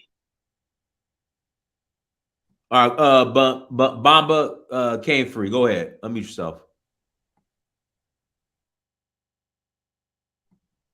Bamba, unmute yourself. All right, going once. Yo, my name is Bamba. Yeah, go ahead. I live in Atlanta, but I'm from Senegal. But I've been here for 2 years now. Okay. And I used to be here for high school. But yo, I just wanted to say I don't think it's like a mentality thing, to be honest. I feel like it's just about the fact that here it's a lot of guns, man. Like guns are easier to get over here, you feel me? It's not about the culture or anything. I don't think anybody has like willingly a culture of violence. It's more about the circumstances that you are in. Because in certain places in Africa, it's like that too. Like people will, you feel me, be violent and rob, kill, all that. Like there's violence that already exists there. Like it's just that here it's a lot of guns. It's an oppressed community. People feel behind. Like they're not as welcome as maybe of other groups to get up and get a job and be successful in life. That is true. Yeah. Okay, appreciate you adding to the conversation. Go ahead, Kasha. Yeah. I agree with what the sister's saying. We don't need degenerate Negroes to come over there, bro. Meek Mill has not shown any patterns of him progressing as an African. Really, it kind of surprised me that he popped up over there. But then again, she said he came there for some money. He was coming there to check a bag. So we don't need people who just want to benefit off Africa for the monetary value. We need people who gonna put that work in and be genuine with the work. Because sometimes you ain't gonna get paid, and that's okay. I mean, it ain't okay, but sometimes you're gonna have to sacrifice and do that work to do the building. People like Meek Mill ain't gonna do that. Like I got people in my family like Meek Mill. I won't take them to a 5-star restaurant because I know they can't eat right. I know you do. You'll probably try to eat your steak with your soup spoon. Like I know there's. Oh, bro, they try to eat their steak with their soup spoon. Bro, it might be a bad example, but I'm just saying, like, these people. I'm not saying it's a class issue, but certain members of our our group, whatever you want to call us, Black American Foundation of Black America, certain members just don't act. They act like they ain't got no home training, even though like we were raised in the same family, and it's just like they disregard everything that they were taught. You know, the elders that they even stay away from the elders who could correct any of their actions. So I don't agree with people like Meek Mill. Now Chance and Vic Mensa, they okay. Them little niggas just do drugs, you know. But Meek Mill, you talking about switches and killing dudes and that's just it's unnecessary. We don't need that energy over there because yeah, guns aren't easily accessible over there. But you shit, what them little drill artists be doing over there? They be lighting a lighter and say grrr, like they finna blow some stuff up like a jihadist. So guns aren't readily available, but people can make bombs or people can make other weapons of destruction that could have just as much as an effect on the population that guns do over here. So it's just not good energy to be introducing over into Africa. Not that they haven't heard it. It just it don't need to be glorified. We need to glorify the positivity of our society. Let's get some STEM teachers over there. Let's get some intellectual people like Dr. Umar Johnson. These are people that we need to be big up, and we don't need to be highlighting the fact that Meek Mill came over here and spoke with the president. The president just looking like, all right, how much money you got? And that's all he cared about. That's why he was able to meet with the president. Right. Now Meek Mill ain't gonna be able to do the same thing when he said he going to Nigeria next. Let him try doing all that hot boy Willian and stuff in Nigeria. If he loses his phone in Nigeria, good luck. You ain't getting it back, nigga. All right. Max P. Guys, we put the link in the chat room if you want to call in. You're more than welcome to call in. We'll stay on for about another 24 30 minutes, and then we'll log out. Guys, like I said, make sure you watch the Georgia Bulldogs beat up on TCU in about, what time is it? In about 3.5 hours. Make sure you check that out. Again, link is in the chat room. If you're oh, come on. Brandon's coming on. Go ahead, Brandon. Go ahead, Brandon. Hey, can y'all hear me okay? I'm out for a go evening ahead. constitution. Yeah, so I feel the dudes like, oh, some of the people in the hood, this what they might need to go to Africa. Man, leave the niggas right in America. I'm gonna tell you exactly why. Do you hear these people talking about the same dude who was defending this erroneous idea of bringing ghetto, ignorant people to Africa was talking about people walking up to him saying, "What's up, my nigga?" And he's like, "Do you want me to give you a red nose because you a clown, right?" But when he's not, Brandon, once, man, sorry, I interrupt. Rob, I forgot. Kachi Zulu. Rob brought up a point in the chat room. I lost my phone in Nigeria. Left it in the Uber. Got it back the next day. Oh shit, my bad. No smoke toward Nigeria. I'm just saying Nigeria is a little bit more like us. He's right. Hey, I left my phone in the Uber in Kenya like 10 times and got it back every time. So I think the dudes be like, yo, I'm gonna get a little tip if I bring this joint back. You feel me? But the thing is like, so when he talk about the red nose and the clown situation, okay, but what he's not realizing is what they're doing to you is what you've exported there via media, right? So when they walk up to you in Africa, which we've all experienced, that what's up, my nigga? That's because they think that that's the way we want to be treated. Because our media and the things that we adore and pay for and promote are telling them when you see a Black American man, walk up to him, no matter what his age is, and say, "What's up, my nigga?" Just like when you walk up to an Indian, you might lift your damn right hand and say, "How?" And you think that's what they want you to say. So why would you, if you are able to export that level of ignorance just over television broadcasts and radio waves, imagine how much greater the negative influence will be if you actually take those ignorant ass Negroes and take them to Africa. If somebody got, Dynasty, I'm gonna ask you a question because you're a reasonable person. If I got a suit on, right, and it's dirty, I'm a bum, right? I've been in the trash, rolling around on the ground, rolled in some doo-doo.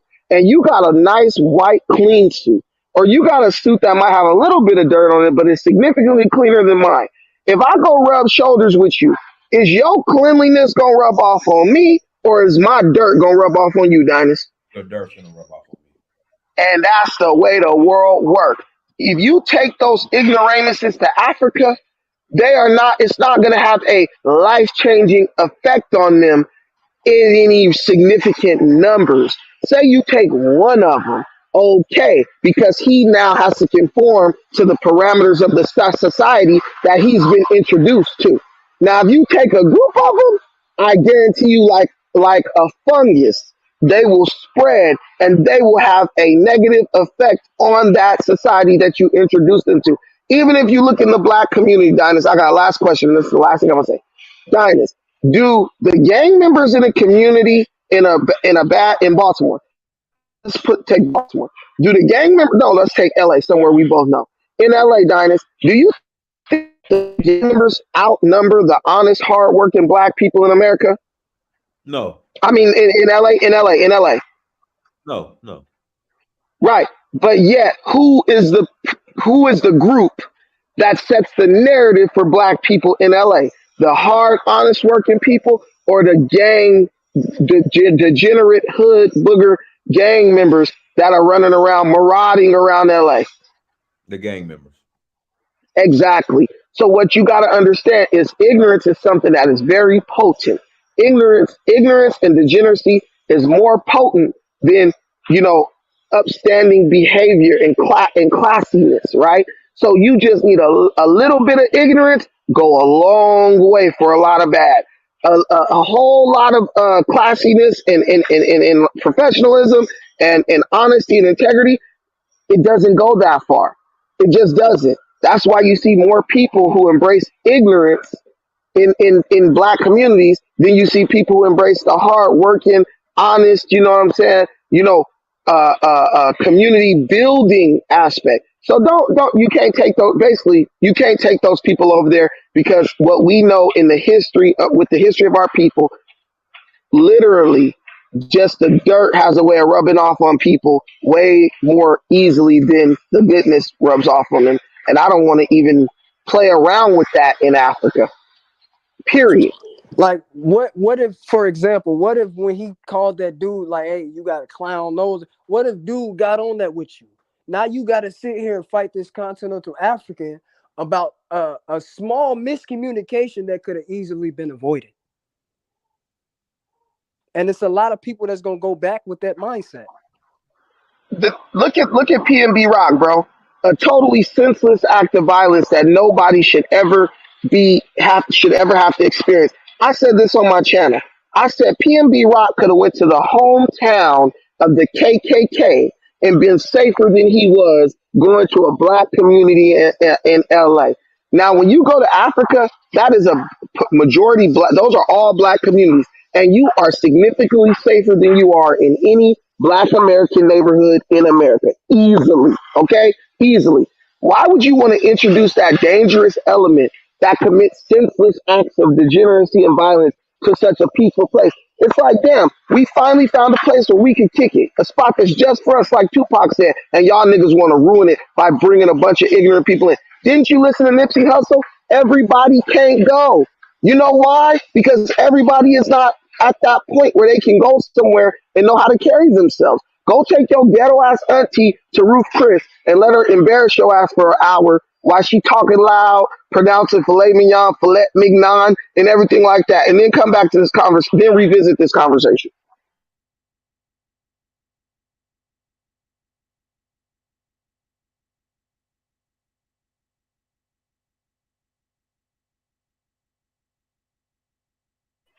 Damn, I can't hear nobody. Did y'all stop talking or?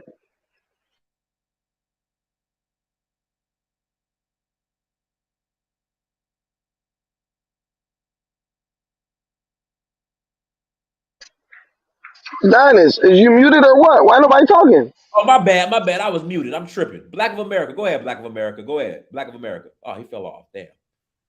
Bomba. Go ahead, Bomba. Dynast, you was too busy laughing or what? Oh, my bad. Go ahead, Bomba.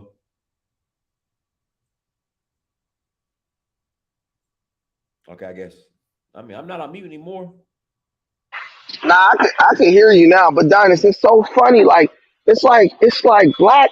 It's like, hey, Dynas, you ever saw that movie Land Before Time with the little dinosaurs? Little dinosaurs. You never saw that Land Before Time, bro, Come with on, Littlefoot. everybody saw the Land Before Time. Come on, Dynas. Stop trying to act tough. I This don't. is damn Picasso. Hey, You he saw the said movie, right? Dynas playing tough. You saw the movie, right? You remember how they tried to get to the land, the new land to get away from the shark tooth and shit? You remember that when they was running from shark tooth and they had to get to the never ending valley or whatever, the Great Valley? I don't remember all Do the y'all intricate details. damn when they was trying to run to a place that was like a safe haven for them? We want to let the damn shark tooth in the safe haven, like, and that shows you, man. Hey, Dynas, I've been saying this for decades. The reason why the black community is the way it is not because the gangbangers and the degenerates. It's because of the people who know better, who sympathize with the degenerates and try to make excuses for them. That's why our community is fucked up. You go to any other community, if someone's murdering people within their community with impunity, those people come together to evict that cancer out of their community. Black people embrace it. Oh, well, he came from a single mother. Oh, he never had a chance. Oh, he got kicked out of school when he was only in the third grade. His mama smoked crack when she was pregnant with him. I don't give a damn. If he can't get along, you got to get the hell out. And that's African custom. Real talk.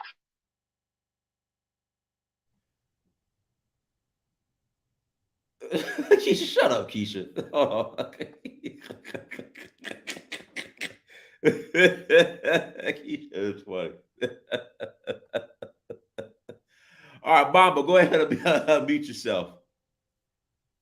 Oh, here we go. Got a little pushback, Brandon. A little pushback. Yahoo Boys right in Africa. What's the excuse for that, Brandon?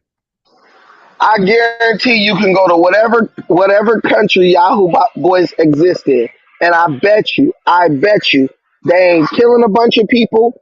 They not selling drugs standing on the corner. Women can walk around safely without risk of being assaulted. Men can walk around without getting shot by accident. And little kids are not getting caught in the middle of drive-by shootings and get killed the way they're getting killed in Baltimore, Detroit, Los Angeles, New York, and Atlanta. I guarantee. So you can bring up the gangs all you want to. There's gangs in Kenya. I guarantee, unless you go to where those gangs are at, you will not encounter them. And secondly, I guarantee you they are not committing the senseless acts of violence at the rate we are committing in America. Let's go to Nigeria, a place that got more black people in it than America does. And let's go to their prisons and see who got more black people in prison. I guarantee you we got way more than them. And it ain't because of racism either.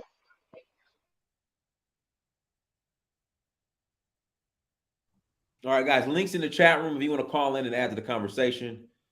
I wish, Dynas, I wish all we had to worry about was somebody scamming us, stealing our credit card or something like that. Dynas, you lived in LA. Dynas, you going over you going over to Crenshaw and 55th Street after 9 o'clock at night in LA? No. Exactly. You going to Manchester and Western after 9 o'clock in LA, Dynas? No. Exactly. You going to Watts? You know what I'm saying? You going to 88th Street? No. Don't. You know why? You don't gotta be doing anything. They will just run into you, nigga. Where you from? Nigga, I don't bang. Still kill you. I've seen it. I've lived it. And I guarantee you will not experience nothing like that in Africa, Dynas. Nothing. You will not go to Africa and somebody say, where you from? And you say, I don't bang, and he pull out a gun and kill you. Now, Dynas, am I exaggerating that? You're not exaggerating at all. Black of America. Go ahead, Black of America. Unmute yourself. Nah, man, I just wanted to come in and clear my name, man. Listen, again, I agree. Everyone don't need to come here, and I'm not defending Meek Mill. But what I'm defending and standing on is black, bro. That's it. I'm just saying sometimes the same way back in the day they would say, some people might need to go to church, blah, blah, blah, blah, blah, blah, blah. You feel me? I just feel it's many mystical things here, man. That's all I'm saying. It's things here that you wouldn't even think about back there. Brandon, everything you said, brother, I agree with. Everything. You don't see none of that here. Bro, that's why I'm here, okay, with my wife and my 3 small kids. That's why I disconnected from the Matrix, brother, and chose to live here in peace, man. I walk to the beach every day, brother. I get what you're saying. I agree. That's all I want to do is clear my name. I agree with all of y'all, man. I ain't no barracoon over here. I'm not spreading no. I told y'all when they came up to me, let me clear this red nose thing up. Because what I said to him, actually, since we want to keep talking about that, let me tell y'all the thing in general. I said, brother, I'll give you a red nose. And then I put my arm around him because he said, my name is Tupac. That's how he introduced himself to me. What's up, my nigga? My name is Tupac. I looked at him and said, no, what's your real name, man? What's the name your father gave you? And he told me.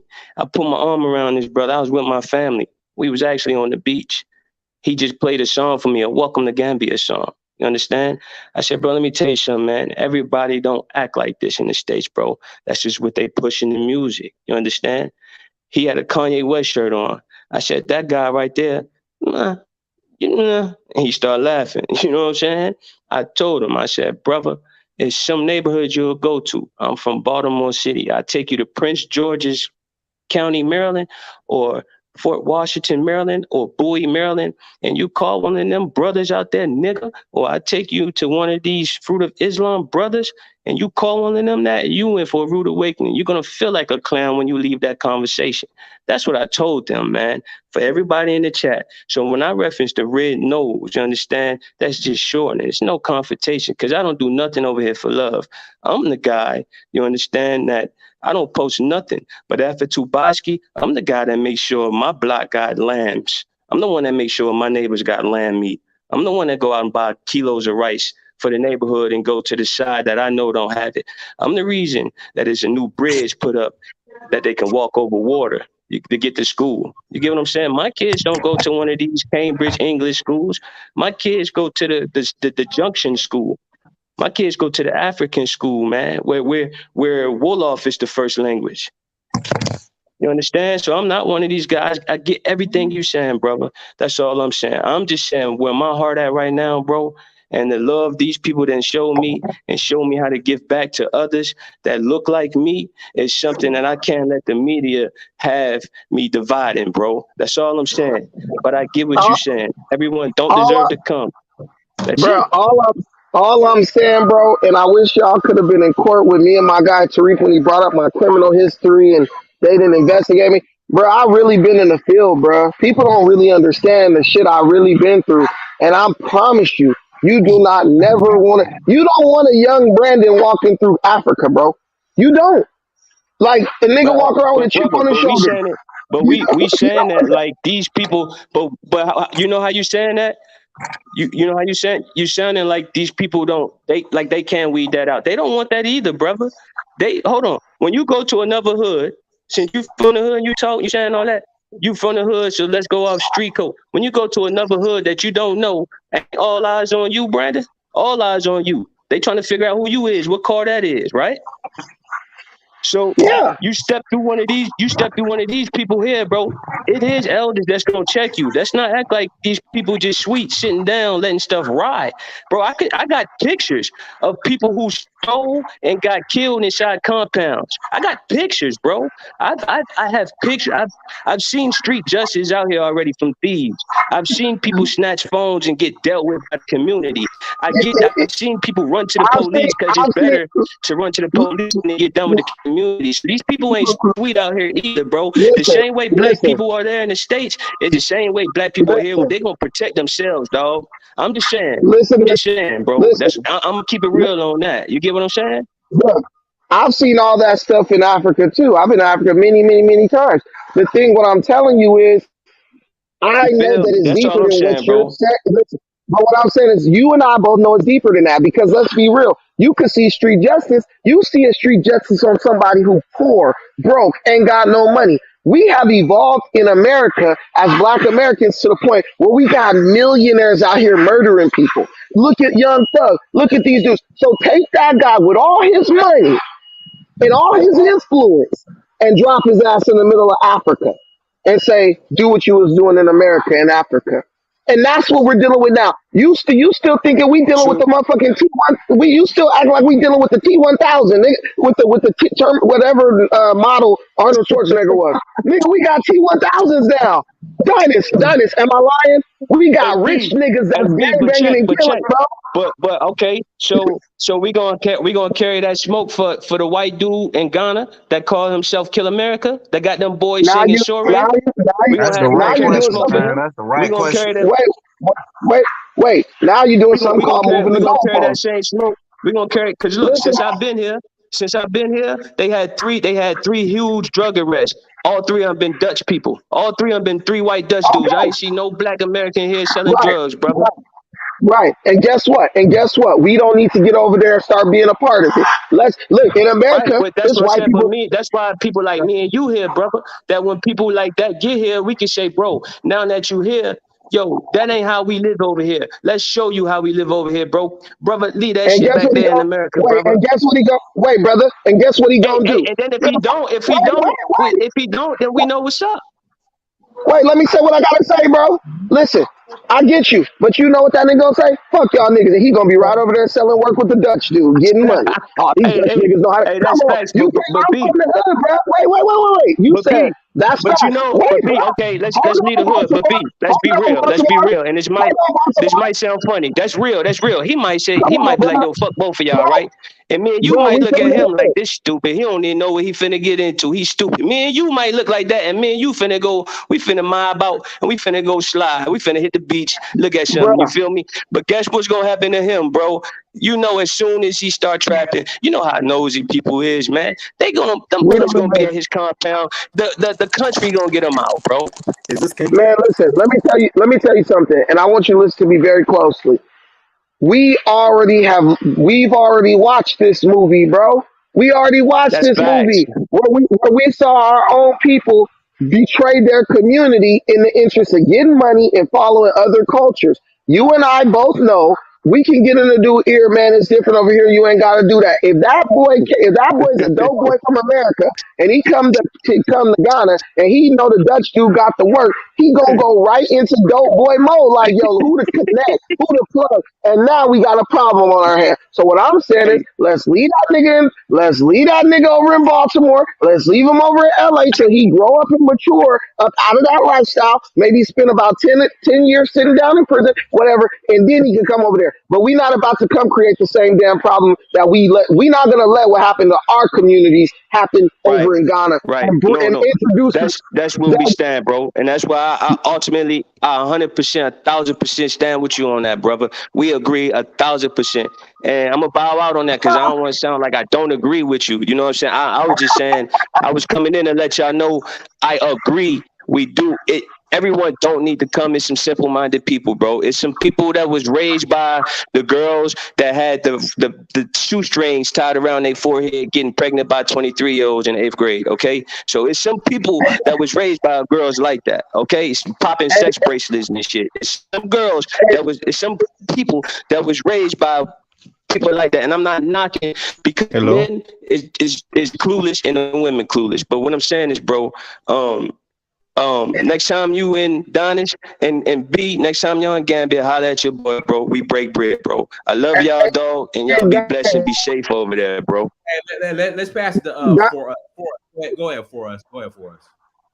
Okay. Oh, thank you very much, Dinah. So it's actually amazing you're talking about the Afrochella.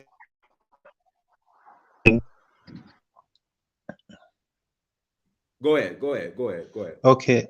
Okay. Thank you very much, Dinas. It's very important you talk about the Afrochella switching the name. I saw the title and I just wanted to share something because the other day, I think 2 days ago, I saw the Afrochella, one of the CEOs, the founders of Afrochella.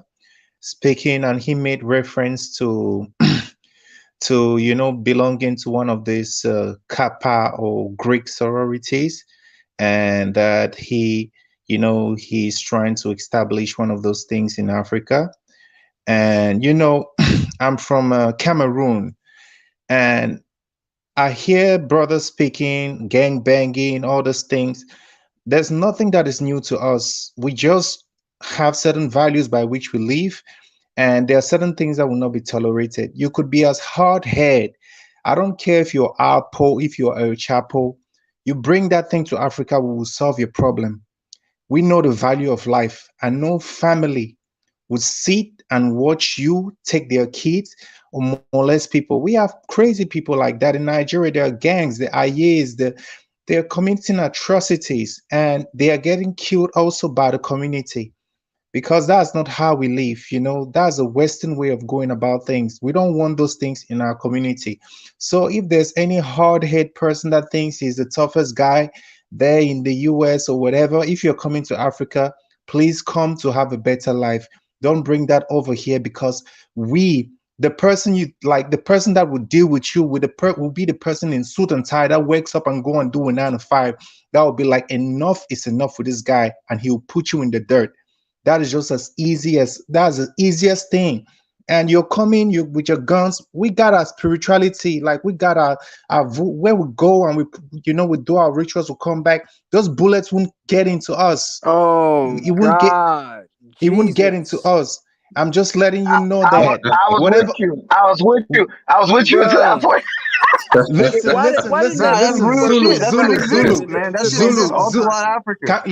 Listen, Zulu. I'm from Ambazonia. You just have to check it right now. People don't believe that. I'm from Ambazonia right now. The war going on in my country is being sponsored by France. We don't have guns. You understand?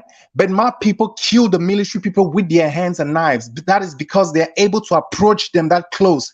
I know my culture. Okay, what happens when you're not able to approach them and kill them with knives? Then I'm not going to engage into that conversation with you. I'm just letting you know, as a son of the soil, I know what's my culture, and I know my limit. Son of the soil.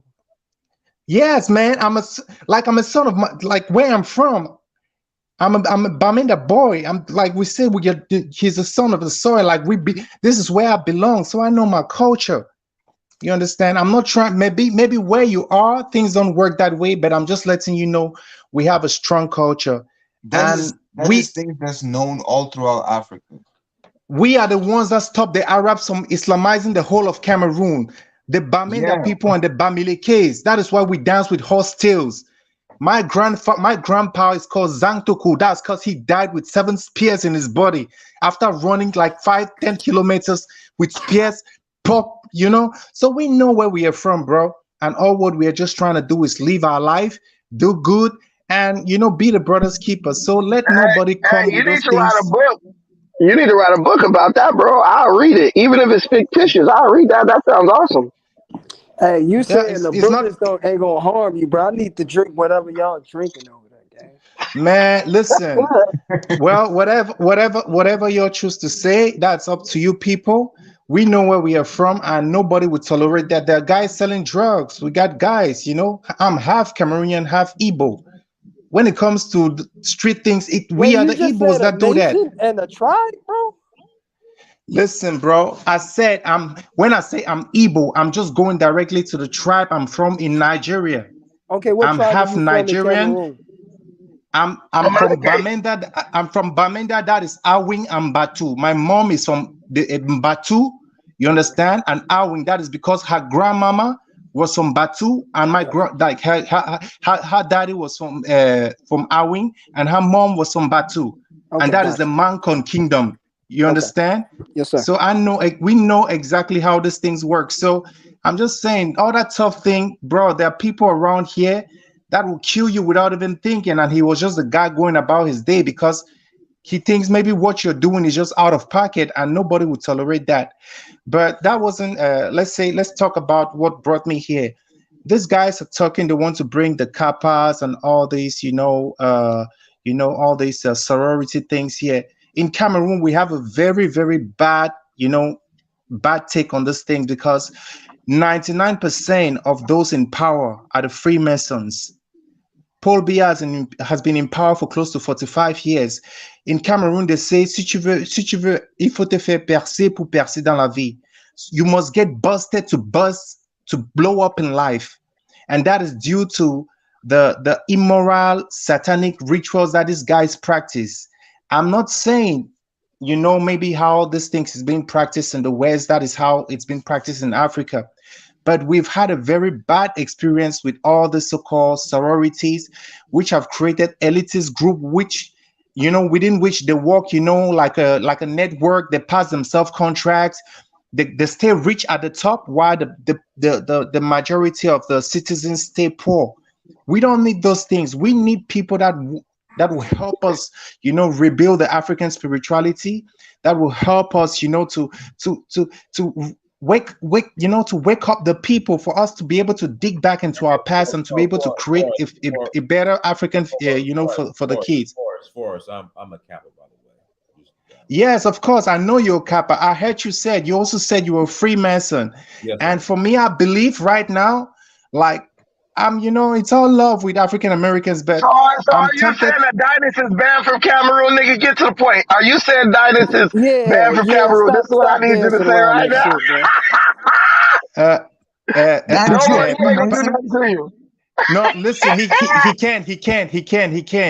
A dictator for the 5 years hasn't done nothing to me, so it's not a Dynasty. I love what Dynasty is doing, but I'm just trying to say. No. You can't see. Now you've been a hypocrite. You just said all this shit about Freemasons and Kappas and fraternity. Now you got a sacred cow, and it's okay. And look, what you just did is an example of why your country's gonna stay fucked up. Because when you make allowances for wait a minute. When you make allowances, before you judge me, let me finish. There is something I can say. No. There's something I can say. I can say something. You will let me finish, and then you can make your point. You see, it's easy as that. You understand? The fact that I dislike or I disagree with certain things about you doesn't mean if you're doing something good, I can't pinpoint and be like, hey, what you did, this thing is good. The fact that you're a Freemason, I don't know your intentions. I don't understand Freemasonry to the core. But what I'm saying in Cameroon, the Freemasons have left a bad taste in our mouth because what we have here as because I feel like not like Dynasty. Listen, bro. What you're saying? Wait, guys, wait.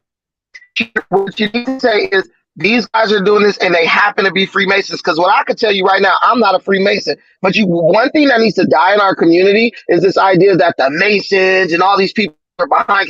Bro, most of our damn grandparents, great-grandparents, even some of our dads and stuff are Masons. That has nothing to do with what y'all talking about. In America, in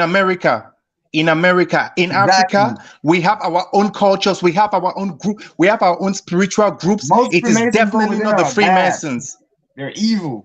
They are evil, bro. We don't want that shit in Africa. I'm telling you, we don't want it. We don't want it in Africa, man. Y'all keep that shit over there. We got our own stuff we can valorize. You understand? We don't need those things. Most people worship Western religions. They worship the King James version of the Bible, and they also worship Christianism and Islam. That's the same thing. The Afrochella guy was in Islam, man.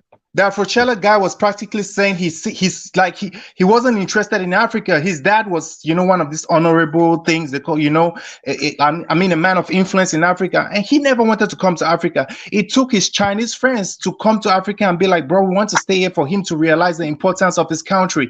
And when he realized it, is because he saw something he could exploit. You understand? And now he's saying he wants to create this Greek fraternity things to teach the kids the Greek culture. What Greek culture is he talking about? One mic, brother. Can you post the link to where the guy from Afrochella says all this? Can you please post it in the private chat? Man, let me try to get that right now. Let me try to get that right now. Shit. Hey, look, guys, listen. This is the thing. Wait a minute. Well, let me say something. The hypocrisy gotta stop, bro. Like we say one thing out of the side of our neck, then when somebody we like is a part of, oh well, I don't have a problem with him, bro. Either you got a problem with it or you. Bro, stop interrupting me. Either you got a problem bro. with it or you don't. Wait, bro, listen, wait a minute, emotional guy. I'm just telling you, you ain't gonna go. What Don't you're call doing me is emotional not. guy. That's not Don't call being me emotional guy, man. you saying Don't that call me because of emotional the guy. binary. Like He let even you if talk you though. don't particularly like Bro, don't agree I'll with let something, like if you know somebody I'll else let is you doing talk. all these things Nah, Don't bro. call me they're part of emotional that guy. group, Don't call me Nah. emotional guy. You should learn how to you speak. Let me shouldn't be talk. like, Let oh, me, okay, You're fuck literally F getting him emotional just because because he he's part called of you that group. bruh. emotional.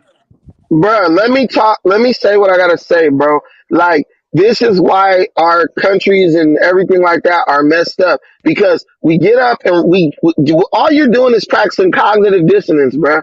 Like, that's all you're doing. Okay, I don't like Freemasons and fraternities, but oh, Dinas in a fraternity, and that's okay because whatever. Dinas is a damn chief. Dinas is a damn prince. He's the exact leadership that you're over Exactly. here criticizing. That's why it don't matter that he's a Freemason. But to a lot of people, it And does those matter. people, and what you don't understand is when the people who vote for the people who you are saying are ruining your country, they are saying the same thing. Look, this guy might be doing this. He might be a Freemason, he doing that, but I don't mind No, because but I like what this guy's doing. That's what you don't understand. There's something about I don't combat those God. people just because they are Freemasons. I combat them for their political views and their views on how the country should be ruled. That's a So why different are you thing. bringing up the fact that they're Freemasons in Because most fraternity of them members? are like that. It's a stereotype. It's true. Most of the And Freemasons most, in Africa are like that. They are bad people. okay, They don't let me care say about this the last thing. problems of Let me say Africa. this. Let me say this last thing. Most of them are also black. So could I just say, man, those black dudes don't know how to run a country. Black people this, black people. No, I can't say that. They are people who suck at running the country who happen to be black. There are people who suck at running the country who happen to be in fraternities that they don't control. Freemasons in a fraternity that they truly do not control. Do you know that even the police in the United States are a fraternal order?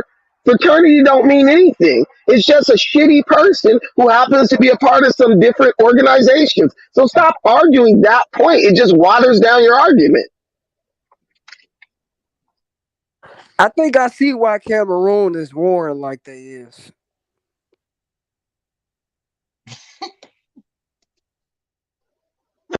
I know.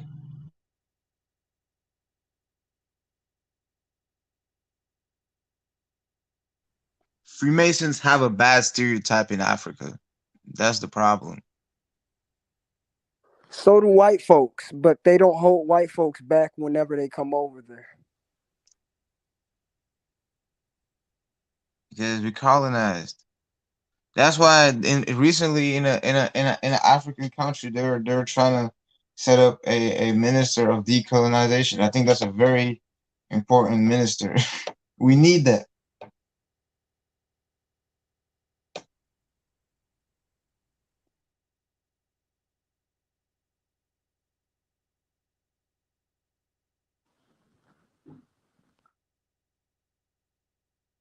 All right, is there no one speaking? Apparently not, bro. Now you Okay, walk so like yeah, I wanted. What is the brother's name from Cameroon? it's for us, I think.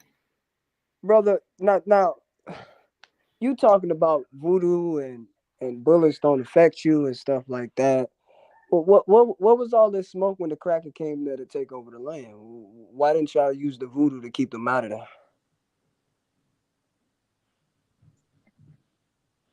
Oh, he gone.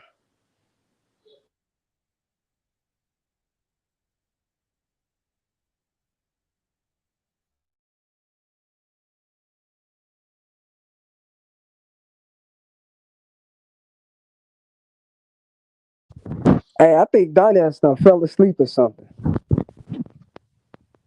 Okay. Boy, my thing is like all of what you're saying, because I've just been sitting there listening. I think sometimes it's good to reserve silence, stuff like that. And I think you've all got points. I get where you're coming from, and I get where the brother that was talking about like Freemasonry and all of that, where what he was trying to say. A lot of it does come down to like misinformation or not having enough information of something. because like Freemasonry, you also got like the Afro Freemasonry that stems from Africa, that existed prior to your Freemasonry. Anyway, so when you consider that, it's like, yeah, well, it's not necessarily a bad thing. But again, it's down to lack of information. But that said, I get what both sides are trying to say. Sometimes I feel the way people are explaining their points or trying to get their points across, it's not necessarily understood in as good as a way as it can be, and that's what causes the confusion and stuff. But you've all made like fair points, to be honest. I can't really say no one's said anything where there isn't some kind of truth to what they're saying or whatever. So well, I don't know where Dynasty's gone, but no, yeah, I had to go use the bathroom. But yeah, so well. All right, go ahead, Mono.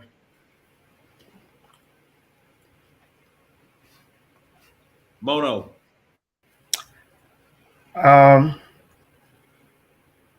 Is it breaking or something? I hear you loud and clear. Go ahead. Oh, okay. Yeah, I mean, the guy from Cameroon, he was making some very good points until he went on to a tangent when he talked about the Freemasons. I don't really think it has much to do with how Cameroon fell into 40 years of Paul Biya last November. If you look at most of Central Africa, it looks like France has a different policy to establish continuous dictatorship in those countries. And I mean, if the people really don't stand up and challenge, they're going to stay in that situation because it is an overall goal of colonialism. If you really, really don't fight and France sees that they're losing in terms of the economics, then you're going to be in the same situation. If you look at Chad, I think 2 years ago, the president of Chad was killed when he went to the battlefront. And what did Macron do? He immediately advised the military of France to hand over power to the son, who was not even second or third in line. You know, the Speaker of the Assembly in Chad was supposed to govern for about 90 days and organize elections. That's a democratic process. But for some reason, France and Western allies thought that it would not be in the best interest of Western countries. So they decided to say, well, the son understands what the president has been doing. So they deposed the speaker and the son became president. That was supposed to be a transition, but it's going to be permanent. If you look at Gabon, when Omar Bongo died, the son took over. If you look at Togo, when Nasibe Eyadema died, the son took over. So it's very likely in Cameroon that if they don't stand up and challenge the institution to the extent that, because Cameroon holds about 60% of the wealth in Central Africa. So France losing Cameroon is losing a good chunk of the wealth. And if Cameroon goes a different direction, Gabon is more likely to follow. Because even though Gabon is a country bigger than Ghana, Gabon is just about 2.5 million people, probably not even half the size of the population of Douala in Cameroon. As Congo, not Congo Democratic, but the Republic of Congo, has a small population too. So they all really depend on Cameroon. Central African Republic has been having conflict for so many years. So the interest to keep Cameroon in continued dictatorship is primary to the French government. And if you look at what happened, I think a couple of months ago, French president visited Cameroon because the Cameroonian president is aging. Probably it should be 90 or about 90. So this is about the time they expect that transition to happen. But the Cameroonian government organized, it took about a month to clean up their towns, their cities. In every airwaves, you had the visit of the French president being popularized in Cameroon. So what happened is Macron went there, was given a hero's welcome. You would think a welcome that is even bigger than Obama's inaugural ceremony in America. So when he left Cameroon, went back to France. A couple of weeks, he visited Biden. Part of that visit with Biden, I will speculate, had the interest of France in Central Africa. A couple of weeks after that visit, Biden organized a summit, USA Africa Summit.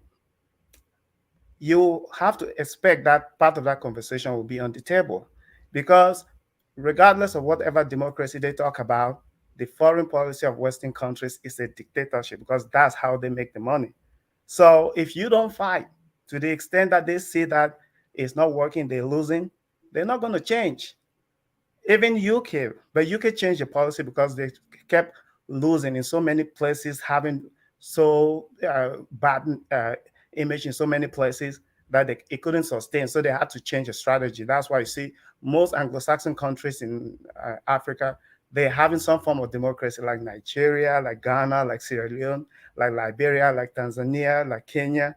But you know, that kind of democracy is not the policy of the French government. See what happened in Cote d'Ivoire. Alassane Ouattara had to leave. There was a constitutional amendment. He argued. He fought Laurent Gbagbo for the very same reason that Gbagbo wanted to stay in power. But he came to power, it's been 10 years. He said he was going to leave. Mysteriously, his vice president died. Then he argued that the constitutional amendment allowed him to stay in power.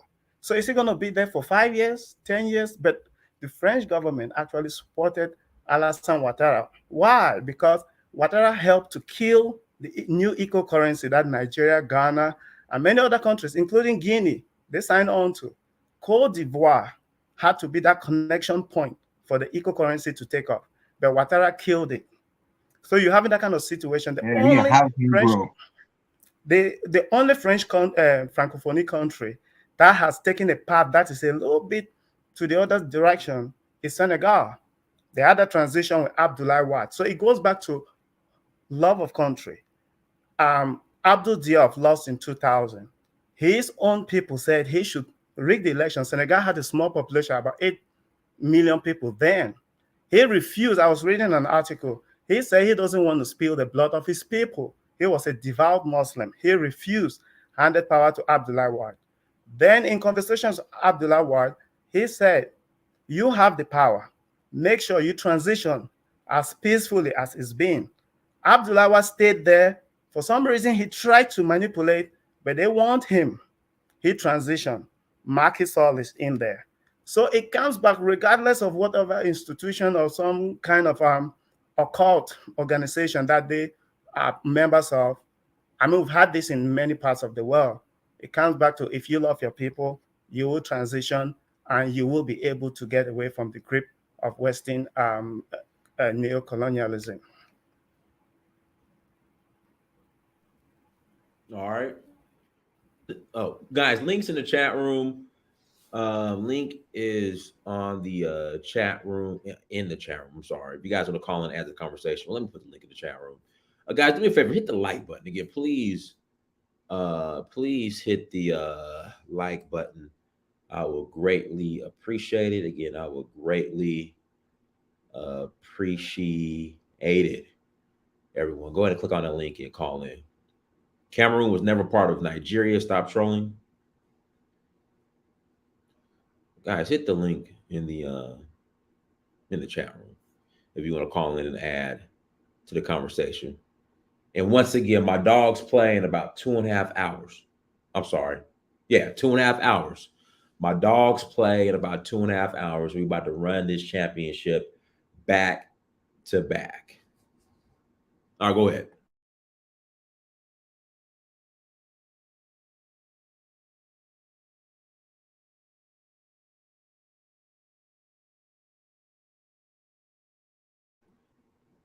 All right, but if you guys don't have anything else to say, we'll go ahead and start closing out. I think it was a good broadcast. Thanks a lot, Don. Oh, anytime. Yeah, appreciate it as always. Appreciate it, Dinas. I'm hoping Nigeria can get it right with this election. Well, I hope Peter Obi wins, but we'll see.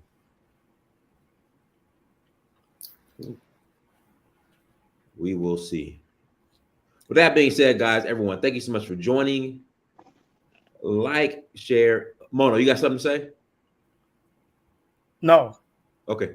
Everyone, thank you so much for joining. Like, share, subscribe. Make sure you go watch them dogs play.